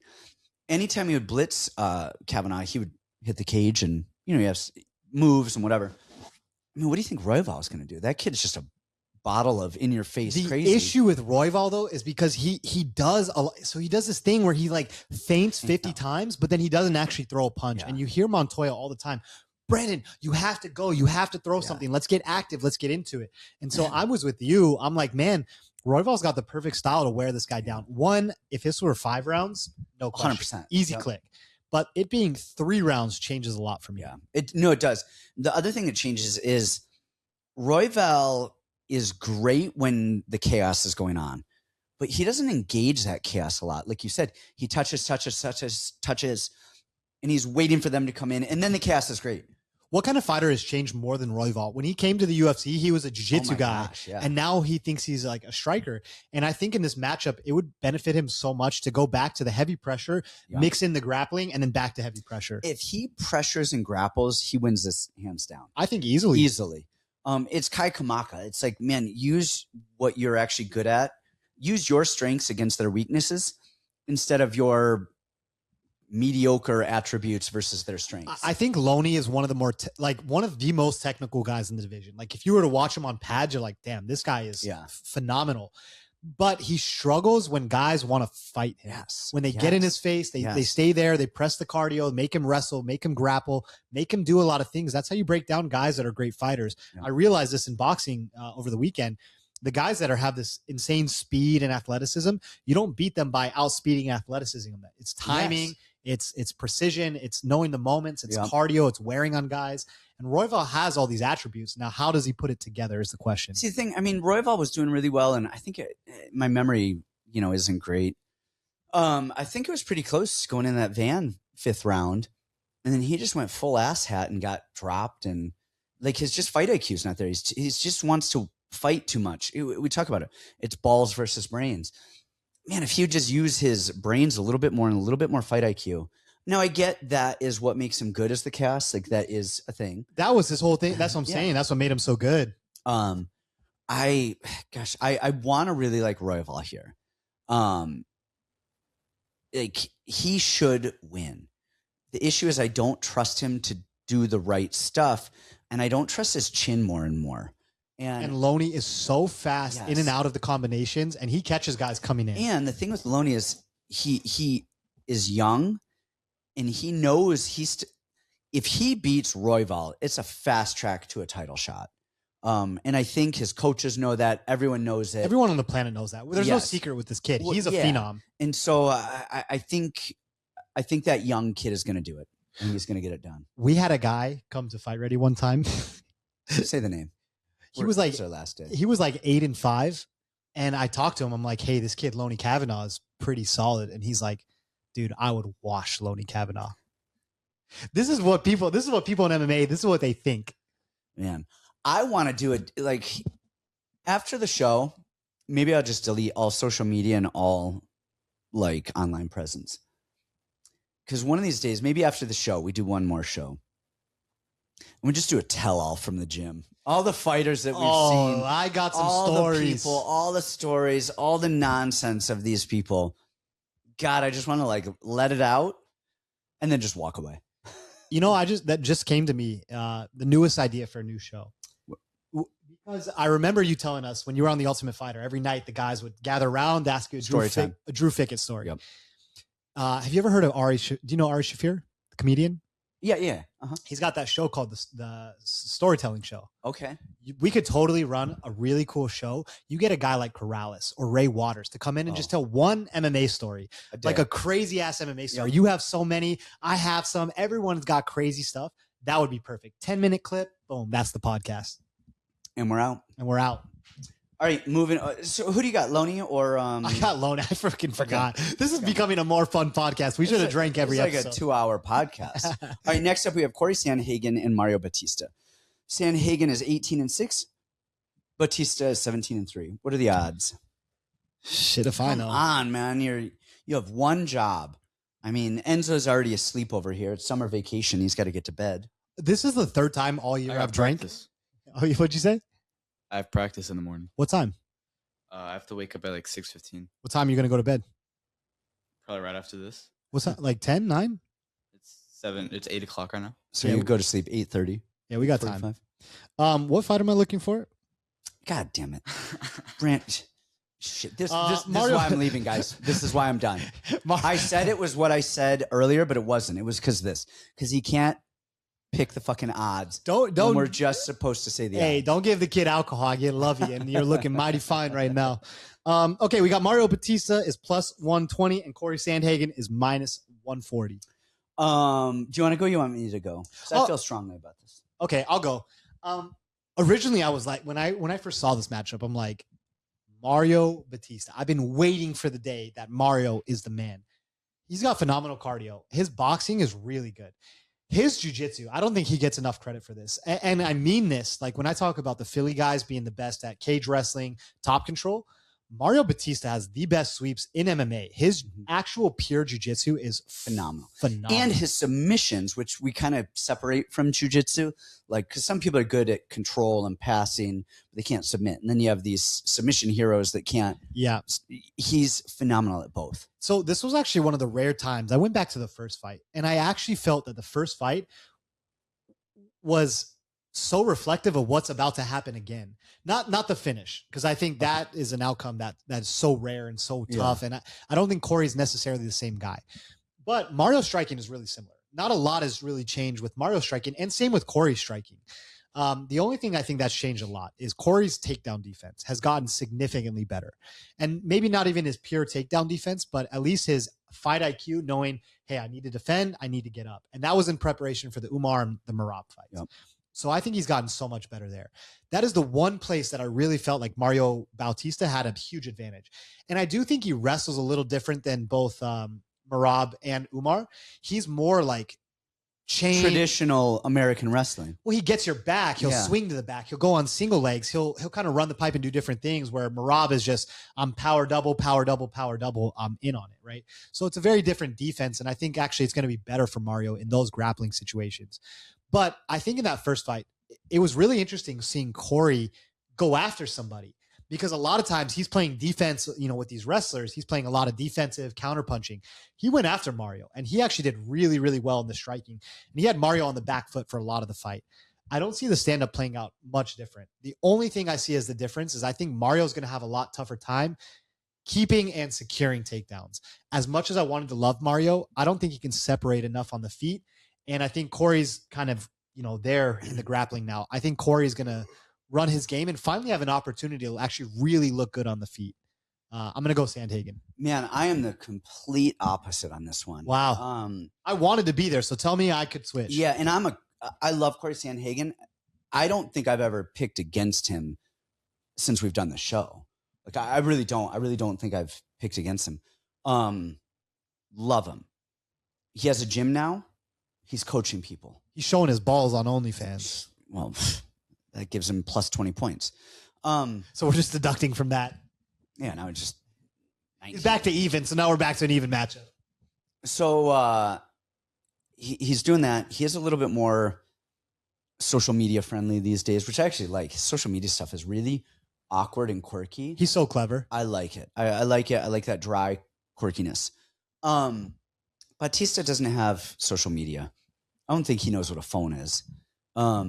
He's an angry man who's just looking at a title run. And he is an ugly son of a bitch. All he's meant for is fighting. What? Anyway, so, but the thing with Corey is he does so much stance switching and analyzing and processing, calculating. But he picks really good shots. He does, but he does so much of the not in between. And the thing that Mario does is he's okay with crashing the pocket, but not in a crazy, just jabbing and going and fighting his way in. I think he's completely going to out wrestle Corey. We saw Figgy take Corey down a couple times in their fight. And then we saw, watching Mario grapple with Umar nonstop for 15 minutes, just exchange. Dude, he's the biggest cardio freak I've ever seen. Yeah. Well, and just his ability to chain those movements. He attacked that leg lock, the ankle figure four, rolled him. Which was amazing that Umar even got out of that and then was able to fight afterwards. Hit Umar with that big right hand, right kick that kind of turned into a knee. I think if Corey and Mario train in the gym, I think Corey just picks him apart. I think in a fight that Mario is still looking at a title run and Corey is he's had his moments. He's cooled off a lot. I remember when he came to the UFC, when he fought Mario, he was like the guy. He was fighting twice in 2 weeks. He was hitting everyone with liver shots. We had our guy, Frankie Saenz, go out to train with him. Right, yes. And he goes, this guy is a demon. Yep. His body work was amazing. And he's not done that. He doesn't do that anymore. The Corey Sandhagen that came into the UFC, man, give me that guy against even this Batista any day. Seriously, he's a young, hungry guy. Young, hungry guy. He's not that guy anymore. I'm good to switch. I want to go with Mario so bad. Mario, I just think that I think Corey is the more technical, the more pretty, the smarter, the more all of those things. And I think Mario's like, fuck you, I'm going to go beat your ass. If you wanted to be coached by somebody, you would choose Corey. Yes. If you wanted to join Sicario and go kill, another cartel. Yeah. We're taking Mario. We're taking Mario. Yeah. So we're killing cartels. Killing cartels. Sicario. My phone battery died, so you have to tell me the last couple. That's pretty indicative. That's pretty standard as well. Okay. Brandon doesn't know the odds. My phone battery dies. I can't even call the names. Okay, what fights do we have left? Let's go down the list. I got Gable. I got Loner. Mario we covered. We got Paddy Pimblett versus Benoit Saint Denis. Is this the co-main? This should be the co-main. What is the co-main? No, this is should. It should. Why are you saying should then? It either is or it isn't. No, I'm saying it should be. Like if I took all the fights and I analyzed them, I would put this as the co-main. Okay. So I'm just talking from my experience. Right. Why does my experience not fucking matter anymore? I don't know. It's the last episode and what I say doesn't even matter. Now you're done. This is actually a really fun fight because let me say that. Hold on. Let me say this. I remember certain times, there's only been a few times where I was like, dude, I love watching this tape. I remember Sabatini, loved it. Sean Brady, when I found him for the first time. Oh my gosh, like, that was fun to watch. This guy's amazing. Fazeev tape, all this stuff is good tape. Benoit Saint Denis, this is some of the best tape on earth. Oh my gosh. Every fight is a banger. It's so fun. He's very good. Sometimes he looks horrible and sometimes he looks amazing. That's why it makes it so fun. I like this fight. I think the grappling is going to somewhat cancel itself out. Now, I don't think that means, like, generally you have two wrestlers, they don't take each other down, they strike the whole time. That's not what I mean here. I actually think there's going to be a good amount of grappling, but I think it will be even in terms of like Patty gets a takedown, Benoit gets a takedown, somebody sweeps somebody kind of back and forth. So I think in the judging and damage criteria, I think it'll be kind of a wash. Where I like Benoit is the chaos. Is one, I like his chin better than Patty's. He spams that liver kick. So how's Patty going to handle that? He's not an educated striker who can He's deal like with the that. worst striker on earth. Yeah, and his chin. Scousers don't get hurt, and he drops to the first punch on Gaethje. You know, he looks like a Clockwork Orange poster. He just is awkward and weird and has a painted eye. I think it's going to be a lot of fun, and I think I like the physicality of Benoit. I like the clinch of Benoit. I like Benoit to just hurt somebody. He's just mad. He's a mad Frenchman. Any concerns? They were saying he has staph. There was a picture that showed, because he had staph when he fought Poirier, and they were showing a little close up on his knee, and he looked like he had staph again. If he has staph, that's a real situation. You know, I'm going to say really this. is. I'm going to say this in a weird way. In a 5-round fight against Poirier, it's going to be bad. But in a 3-round fight against Patty, Yeah. it's not going to be bad. That's disrespectful. What? Patty Pimlet's going to murder him. Why do you think Patty Pimlet's going to murder him? Step up to the mic, young blood. I think Patty Pimlet is just so much younger. He's just going to kill him. How do you see this going? I don't. It's the same thing with Gaethje. I didn't see it. I just knew it was going to happen. Oh, so you're just throwing it out there. How do you envision this fight? How does Patty do that? His striking's the worst ever. I don't know. I Just by Patty, aura. Yeah. By It's an aura Irish or English aura. English aura. English aura. All right, UK aura. Yeah, what's your honest take? Because I'm actually curious to hear what you say. No, I think Benoit wins. I think Benoit is I think they're very even in the grappling, physicality, kind of size. They're both massive lightweights, cut a lot of weight. One, I want to say this. Has there been more obvious steroid use than Patty Pimblett ever? No. The guy is unreal. He looks like a gorilla right now. Yeah, it's insane where he blows up to, and then he's just this shredded Greek god. Like Irish god. Sorry. No. So I'll be honest on the last podcast. Okay, so I kind of ruined my MMA career because I started doing testosterone. Right. There was a point, I think, when I was like 27 is when I started, and I'm like, man, these guys are so much bigger, stronger than me. Like everyone's taking stuff. I have to do something to compete, and I ruined my body by doing the testosterone. Really? Yeah. Patty barely trains. Like he gets so fat out of camps. He does all this stuff. And I look at my body now, I'm pretty shredded for my build now.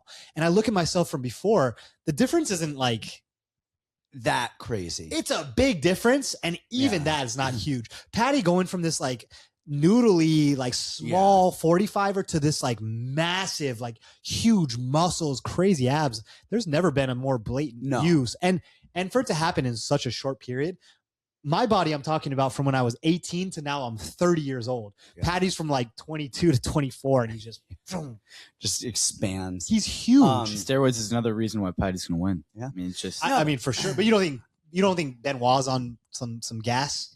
Not as much as Patty. Some French baguettes. I don't know. No, I like Benoit. I like him.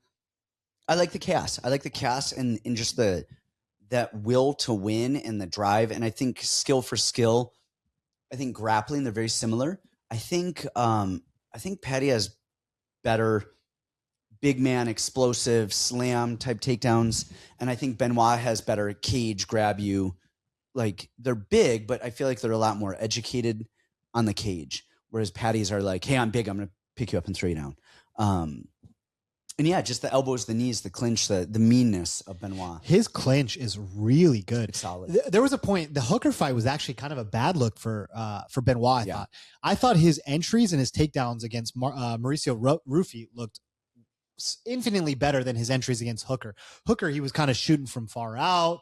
Everything looked bad, but then there was a moment in that fight where he grabbed a collar tie on Hooker and just boom, knee, elbow. He just hit him with everything in the book, and it was calm and it was calculated, and he looked phenomenal. Wow. I actually think this fight's going to look a lot different than you think. I think this is going to be actually a very technical fight, and I mean in a technical grappling fight. Yeah. I think standing, Paddy probably hits harder. It's got bigger punches, but he's not good. Yeah. I watched a YouTube video the other day of some influencer who had a little bit of a boxing background, but went in to go spar with Paddy. Beat the shit out of him. Oh, I would assume so. Beat the shit out of him. Like, not even close. I've been doing mitts with Enzo a couple times a week. I'd give Enzo a minus 200 in a boxing fight against Paddy right now.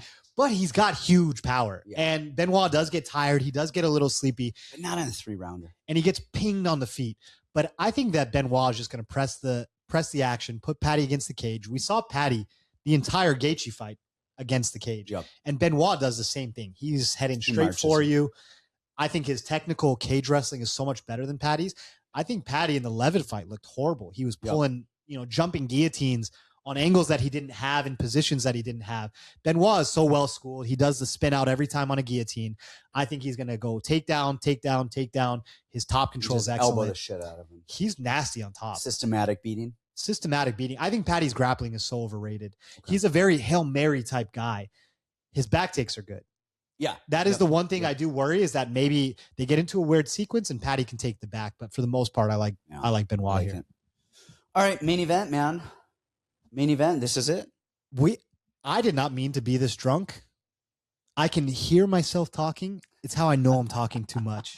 Like you hear yourself outside of your body. Tell that kid, shut the fuck up. Hey, so before we get in the main event, where can people find you post this? Are you going to do anything? What are you going to do? Because you told me a little bit about it. Tell the people. Is this where? Oh, we'll do the main event and then we'll get into the. No, let's do this and then the main event, so people got to listen. So we got to get into the thank yous and all that stuff now. Sure. Let's do that at the end. Okay. We'll just do this. But where can people find you? Okay, so good question. So, I thought I had more time to think about all of this, and your podcasting career, at least for the meantime, is done until you want to do other stuff. If you want to do regular podcasts, call me back. I'm ready. I'm game.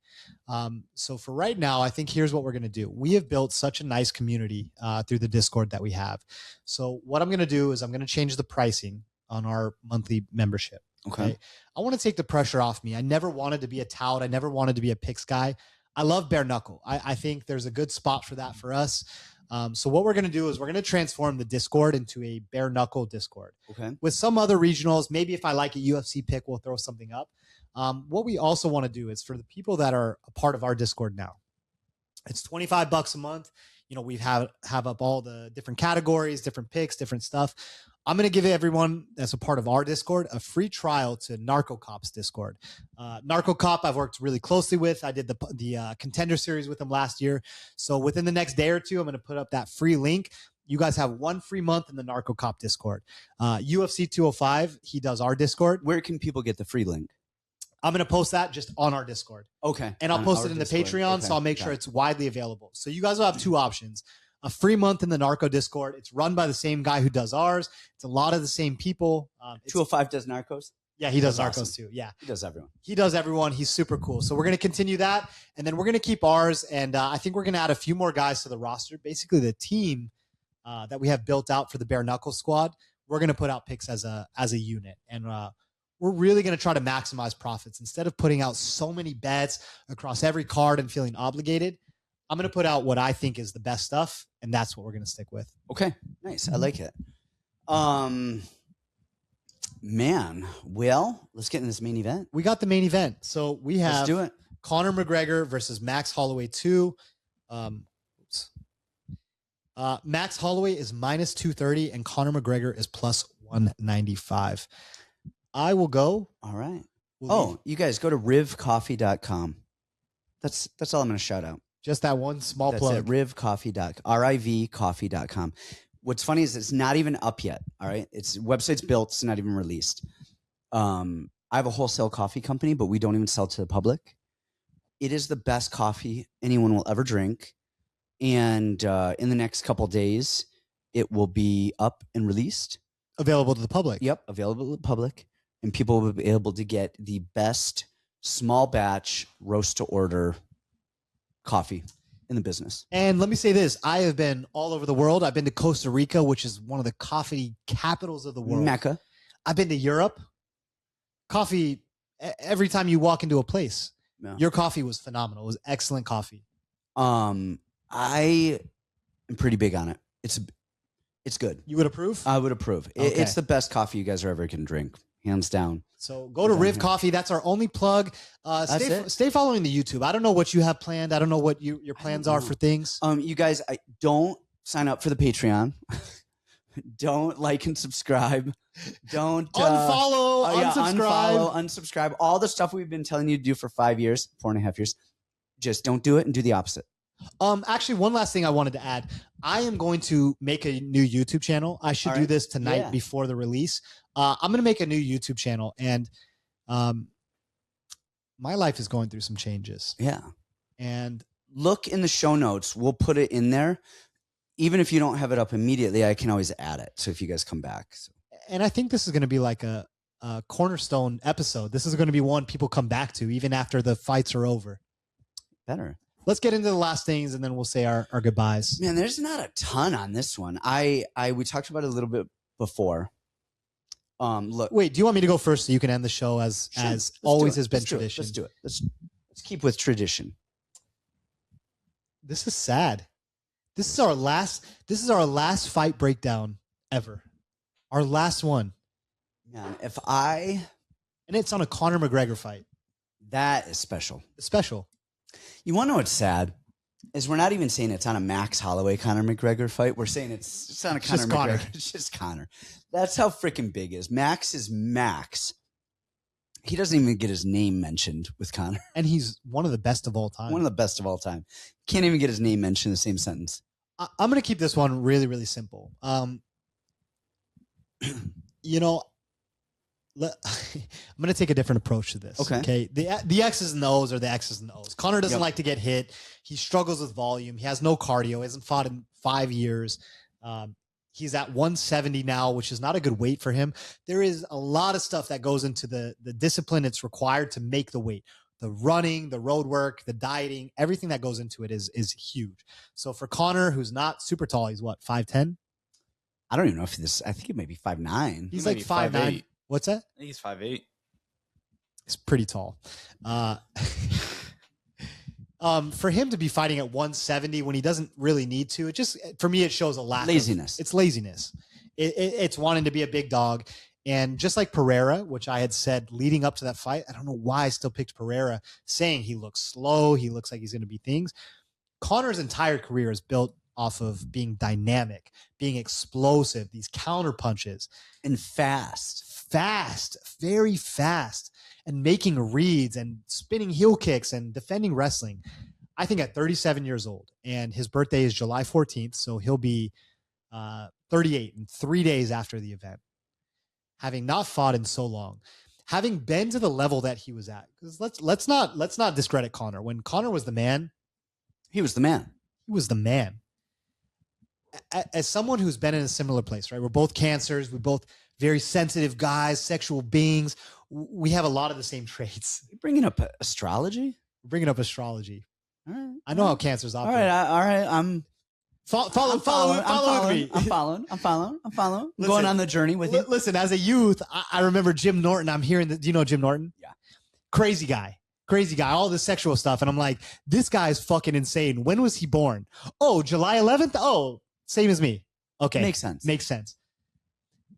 I just think Conor's been out too long. And I think when you have a guy like Conor, who's done as much drugs and alcohol and hookers and everything that he's done in his life, there is a certain part of you that compares yourself to the person that you once were. That says, man, I'm 37 now, I'm 38. I can't perform the way that I was when I was 31. I don't have the same pop. I don't have that same athleticism. I don't have the same aura and the same confidence. He's sparring kids that are like 18 years old, just beating the hell out of them in the gym. I think Conor's going to have a lot of feelings about the training camp, his sparring partners. Leading up, when he was at his peak, he's sparring Paulie Malignaggi in the gym, and there's legendary wars, and he's going against this guy, that guy. Where's what's his coach's name? Kavanaugh? John Kavanaugh? Yep. Where's Kavanaugh? In Iceland. Where's Owen, whatever his name is, right? Roddy. Yeah. All these guys that built up Conor, that built him to be the guy that he was, where are they now? Right now it's Conor, who's this reformed Jesus man. He's put on all this weight. It's hard for me to see. It's not like he was putting out Dustin. He didn't have these pinpoint shots. I've never seen anything like the Eddie Alvarez performance. That was the craziest thing I've ever seen. I've just never seen that from Conor. He gets overwhelmed by volume. He's exhausted after one round. Even if he takes down Max, can we see that happening for 25 minutes? Is he going to submit Max? I think Max has his flaws. He gets hurt a lot, especially now later in his career. He looks like he's 90 years old. He has zero takedown defense. Can we see Conor doing anything for 25 minutes? No. I mean, I just think the simple answer here is the guy who's a real fighter, the guy who's always shown a great chin. He does get hurt now, but he's shown a career great chin. I mean, it's hard to see Max not winning this fight. Maybe Conor can pull something out, but I like Max in this spot. Yeah, I mean, you hit all those points. The big ones for me is, I mean, what has he been doing for the last 5 years? And he's been doing just everything that's bad for his life. Yeah, partying, not gambling. Fighting. Done. Yeah, he's just done. And so then you get to the point where you're like, man, I wasted all that time. I want to fight again. And you want to. You think you want to until you're in there getting hit. And his first time back in the cage is a main event pay-per-view in front of millions of people after he's been out for 5 years, and he's cheated the process. And when you're in a fight, you guys who have fought know this. You know this. Like when you're in a fight and you're just getting elbowed and the shit beat out of you, you have two choices: you fight back or you quit. Like that's it. Those are the only two choices. And the issue with fighting back in that situation, in those situations, is it means you're about to take a worse beating. You're about to keep getting the shit kicked out of you. And then you got to will it and somehow win. And we see it. We see it with people that can take those beatings. We just saw with Justin Gaethje and Ilya. He took the beating of a lifetime and should have quit by most people's standards and what 99.999% of humanity would do in that situation. They would have quit. But the greats, the ones who make it, the ones who actually want to fight, they don't quit. They're like, no, I'm good. I'm going to fight my way out of this. I think Conor's going to, this is Mike Tyson, Jake Paul. Conor thinks he wants to fight. He wants to be in the limelight. He wants to be the center of attention. He wants, like you said, he wants to be the guy he was 5 years ago. He wants to be that like world champion, the guy that did it until he gets in there. And then he's just going to enjoy it. And afterwards, I think we're going to see a very, remember after he beat, I think it was Nate Diaz, when he's like, I want to take this time and apologize to absolutely no one. Like that Conor is gone. And I think we're going to see a Conor on the mic after that. And we expect to see a curveball, and he's going to go, man, hats off to Max. He's great. I did the best I could. The best I could. But, I tried to come back. I'm just not who I was. And I think that's exactly it. Yeah, I think that's the end of it. And we all I mean, I've been retired for a long time now. Do you have any idea how many times I've been sparring in the gym? People have been like, why aren't you fighting again? You're amazing. You're beating up. Like the amount of UFC fighters that I would beat up in the gym, beat them up, like striking, take them down, submit them. It was like comical. But I knew when shit went down in the cage, I'm not like, I can't do it. I'm a gym hero, and I was happy to be a gym hero, but I knew my role, and I never came back. And I was like, no, I'm out because I know my role. Can I tell you something? Yeah. I've always appreciated your honesty. And I think one thing I'm most proud of this podcast through everything is we've always just been honest with each other, with life in general. We've never told one thing I think about myself, I've never told a fake sparring story. Yeah. If I won the round. If I lost the round. And for you to admit that, that's just like something that's like, I wish I had Justin Gaethje in me in that fight to win. And man, I'm old and like, look, I got a family. I got stuff to. I mean, you've known me for a long time. I mean, just the guy I am now. Or man, back in the day, I would fight anyone. I was angry. I'm throwing buckets at ringside judges. I've never seen such an angry person. And then I remember realizing when this shifted, you and I drove down to Tucson for fights. And I remember making that drive before, and we're talking about, oh, fuck this guy. I kicked him out of the gym and I beat his ass. And then I remember on this drive, you're like, yeah, Enzo's doing flag football. He should be the starter. And I'm like, wow, Yeah, things have changed. Things are different. Yeah. And so it just is different. And so Conor is a guy now. He's reformed. Wait, hold on. I should add, you said he should be the starter. I almost fought the other dad. So some things don't change, but just the context a little bit. Just the context. I don't remember this at all. I told, I was actually telling people at my new business stories today. They were asking, hey, you're Conor and Tracy. They're all, big UFC fans. I was like, yes, blah, blah, blah. So I was telling Tracy stories and stuff. And I told you take that bitch down. I said, fuck her jujitsu. You take that bitch down, you beat her ass. And they're like, oh my gosh. It was like memed. It was like clipped and everything. I was like, you think about that. And I said, the worst moment, I think of my MMA career was when one of our guys was fighting and lost a bad split decision. And there was a guy in a wheelchair as a judge. And I know who you're talking about. After the fight, I looked at him and I said, oh, so you're fucking blind too. And everyone was like, you did not say that. And that was young me. I mean, like the shit we do, but that me would have gone back and fought in the cage and fought to win. I'm not the guy that would say that anymore. So I'm a pussy. I'm going to get beat up. We almost got into a street fight. I remember that. I just laugh. I laugh about this all the time. We were in LA. This was when I cornered Vanessa with you for the Ngannou Gone fight. And we leave the arena and we're walking on foot to like a Taco Bell or whatever's open. And there's like, listen, I'm half Mexican. I don't want to be around 60,000 Mexicans. Too much. Viva, Yeah. And we walk, and I remember we get to the Taco Bell, and this guy takes a beer can. He just come from the UFC event, and he throws it on the ground. And I was like, hey, you should pick that up. And he's like, what, bitch? You want to fight? And I remember looking at you, and we're outside. We're with Eddie Chaw and his wife. Yeah. We're outside of McDonald's, and you're like, no, fuck that. We're going to fuck this guy up if he says anything. And I remember the guy's like, hey, I'm going to come out the car. We're going to fight. I'm like, dude, this is a dream for me. I'm about to fight with my coach. This is sick. We didn't fight, but it was awesome. But yeah, I'm not that guy anymore. Now, if somebody leaves a beer can, I'm like, excuse me, let me just pick that up. Hey, just recycle next time, please. Put it in there. Yeah. I don't know if it's age or testosterone lack of or what, but yeah, it's been a good run. Conor's done. So we both got Max for the main event. This is our final pick of all time. I'm shocked the odds Max are. Holloway. What's that? I'm shocked the odds are the way I thought they're going to be heavy for Max. They've been closing in because of Max's recent performance. Yeah. And Max inside the distance. I'm calling that now. It was like we talked about like minus 140 or something. I'm like, slam it. Now that I'm not coaching anymore. Oh shit, I am coaching this weekend. So damn it. I was just gonna say you could bet. After this weekend, I'm gonna become a degenerate gambler. Bet the house. Bet the house. That's the pod. All right. I think we should do just some final thank yous. Do you have anybody you want to say thank you to? Time? I'm not sentimental. I'm the worst. I think it's been fun. I appreciate all of the viewers over all of the years. I appreciate all of the Patreon members who have funded all of this over the years. It has been such a blessing that we get to do dumb shit like this for this long. And man, it's been a ride. We'll see you guys. That's amazing. When we started this, I couldn't have imagined where it would have taken us.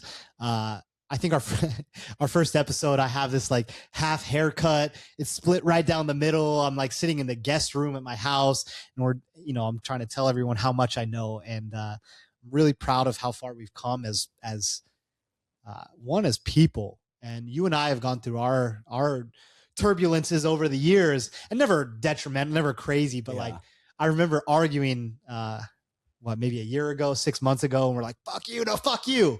All right, we're good. And I've learned a lot about, how to become a person from you. And so I appreciate that.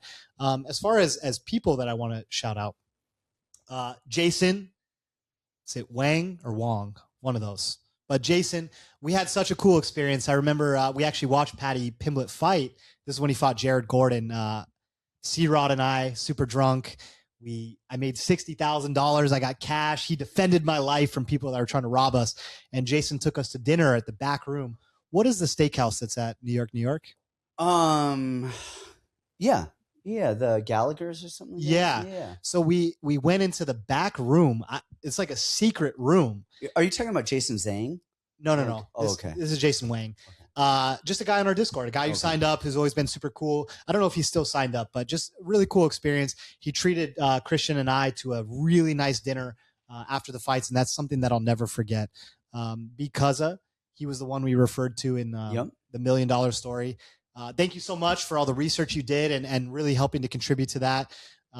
Artie, actually, his son wrestles for Arcadia. What? Yeah, he does. Arcadia High School or no? Your wrestling club. Your What's wrestling his club. Name? I don't know his son's name, but Artie is. He used to be my barber, and he has been a longtime fan of the show. He plays our podcast in his barbershop every day. That is hilarious. His son wrestles for you at Arcadia, All right. So that is awesome. I want to thank some of the podcasters. So one, Manpreet. Yeah, I got to think Manpreet. Manpreet's the man. He's the one that started all of this. Listen, I think in life people make mistakes, and I think we have to have grace for each other. And Manpreet made a lot of mistakes, but also Manpreet, I think, is a good guy. And Manpreet got us into this. Manpreet really created, I think, a lot of this niche, space. Yep. And he has been a beast with the tape index. So put your feelings aside. Stop jumping on the bandwagon. Have some grace for people. Understand that people can make mistakes and they're going to get better from it. Go sign up for his fucking tape index. Support the guy. Help the guy. He got us into this, and I think he's a good guy who made a mistake, and I want to shout him out for sure. All right. I want to thank Clint. Clint's had both of us on the show over the years. He's always been there to check in on me and make sure. I think Clint's a great guy. He puts out good content. People, be nice to him. He's a good guy. Clint's awesome. I want to thank Dan. Best Fight Picks. You've done his show also. Dan's another guy that's just always been there. He's been super cool. Words of motivation, and he. This is aging poorly, but he sent me a BJ Penn shirt one time. Whoa. Send it back now. Send it back, yeah. Nah. So I want to thank Dan. I want to thank Narco Cop. I want to thank Magic. Magic and I started off super weird in the space, and we've become very good friends, like probably closer than anybody else. Mike, Narco Cop, awesome Discord, awesome guy. You know who I want to thank is 205, the guy that runs our Discord. Like, he has done so much for that. I was waiting for us this and all of it. Like, 205 is the man. And I'm the worst. I'm never on the Discord. I don't talk with anyone. I don't do shit. 205 is a man. 205 has been an awesome part. I know he's very opinionated. He's got a lot of quirks about him, but he is such a good guy. And man, I just want to say, like, I couldn't have done what I've done in this life without a lot of you guys. And with the people who watched and the people who've supported us over the years, it's been a ride. And I talk about this. You were already an adult, but I got to grow up through this show, from the ages of 26. And when you're 26, you're a kid. You don't know anything. And I still don't know anything. And people have got to watch me. I'm 44 and I don't know anything. Fuck. It never gets easier. It doesn't get better. And I wanted to save my last thanks for you. Last year, I just wanted to talk about this a little bit. Last year, I went through a really tough time. I won the $1 million and people told me a lot. You're going to spend that and you're going to lose it in a few years. And I said, nah, that will never happen to me. I'm too smart. And, I had 800 credit my whole life. I've never missed anything. I've been just always making sure I've made all the right decisions. And I see these guys like Floyd Mayweather and these huge athletes, and they make these immense fortunes and they lose it all. And you don't really understand how it goes so quickly. But you just, hey, I'm out at dinner. I want to look like the Big Show tonight. I'll cover it. It's $300-400. And you do that 50 times. And that money goes quickly. You buy watches, you take trips, you do this, you do that. You get reckless. And I think one thing I just want to say, if I don't ever appear on a podcast again, you guys have to take care of yourselves. Gambling is, we're here because it's fun and we love to watch the fights, and adding a little extra money into things makes things better. But take it from me as somebody who's made everything, and I just want to be honest with the community because I've never been dishonest. Last year, I went through a deep depression, and I always viewed myself as the money guy, and that's how everyone viewed me. And I didn't want to be that person anymore. It was so much pressure and so much stress. I started gambling like all the time, and you know this. And there was a point last year where I was like, man, I don't want to be alive anymore. I think I'm going to end things. Like, it's just easier for me. It's a lot less stress. I thought about this out and I planned everything. And I remember Gabe said, hey, come to church and be with those people who love you. And from that point, I think my relationships with you have got better, with Gabe have got better. I turned my entire life around. And I just want to tell you guys, like, you have to protect yourself. This thing that we're doing, this is supposed to be fun. There's very few people in this world that make money on it. Luckily for me, I didn't lose everything. I still have my house. I have a lot of fortune. My birthday's in a week. I'm going to go into my 30s with a couple $100,000 and really a fresh start. But this can happen to people so quickly. So all I just want to say is for you guys, don't lose yourself to this. You know, gambling is it's a sin, really. It's not something that we should be doing. It's the same as drinking and drugs, and it's that same dopamine hit. So have fun with it, monitor yourself, but understand where you are, and don't let it destroy your relationships. Don't let it destroy your family. Don't let it destroy your life. This is there's too many good things in this world to be stressed out or be upset about losing a bet or losing this amount of money. We can't put ourselves in bad situations. And I just want you guys to learn from me.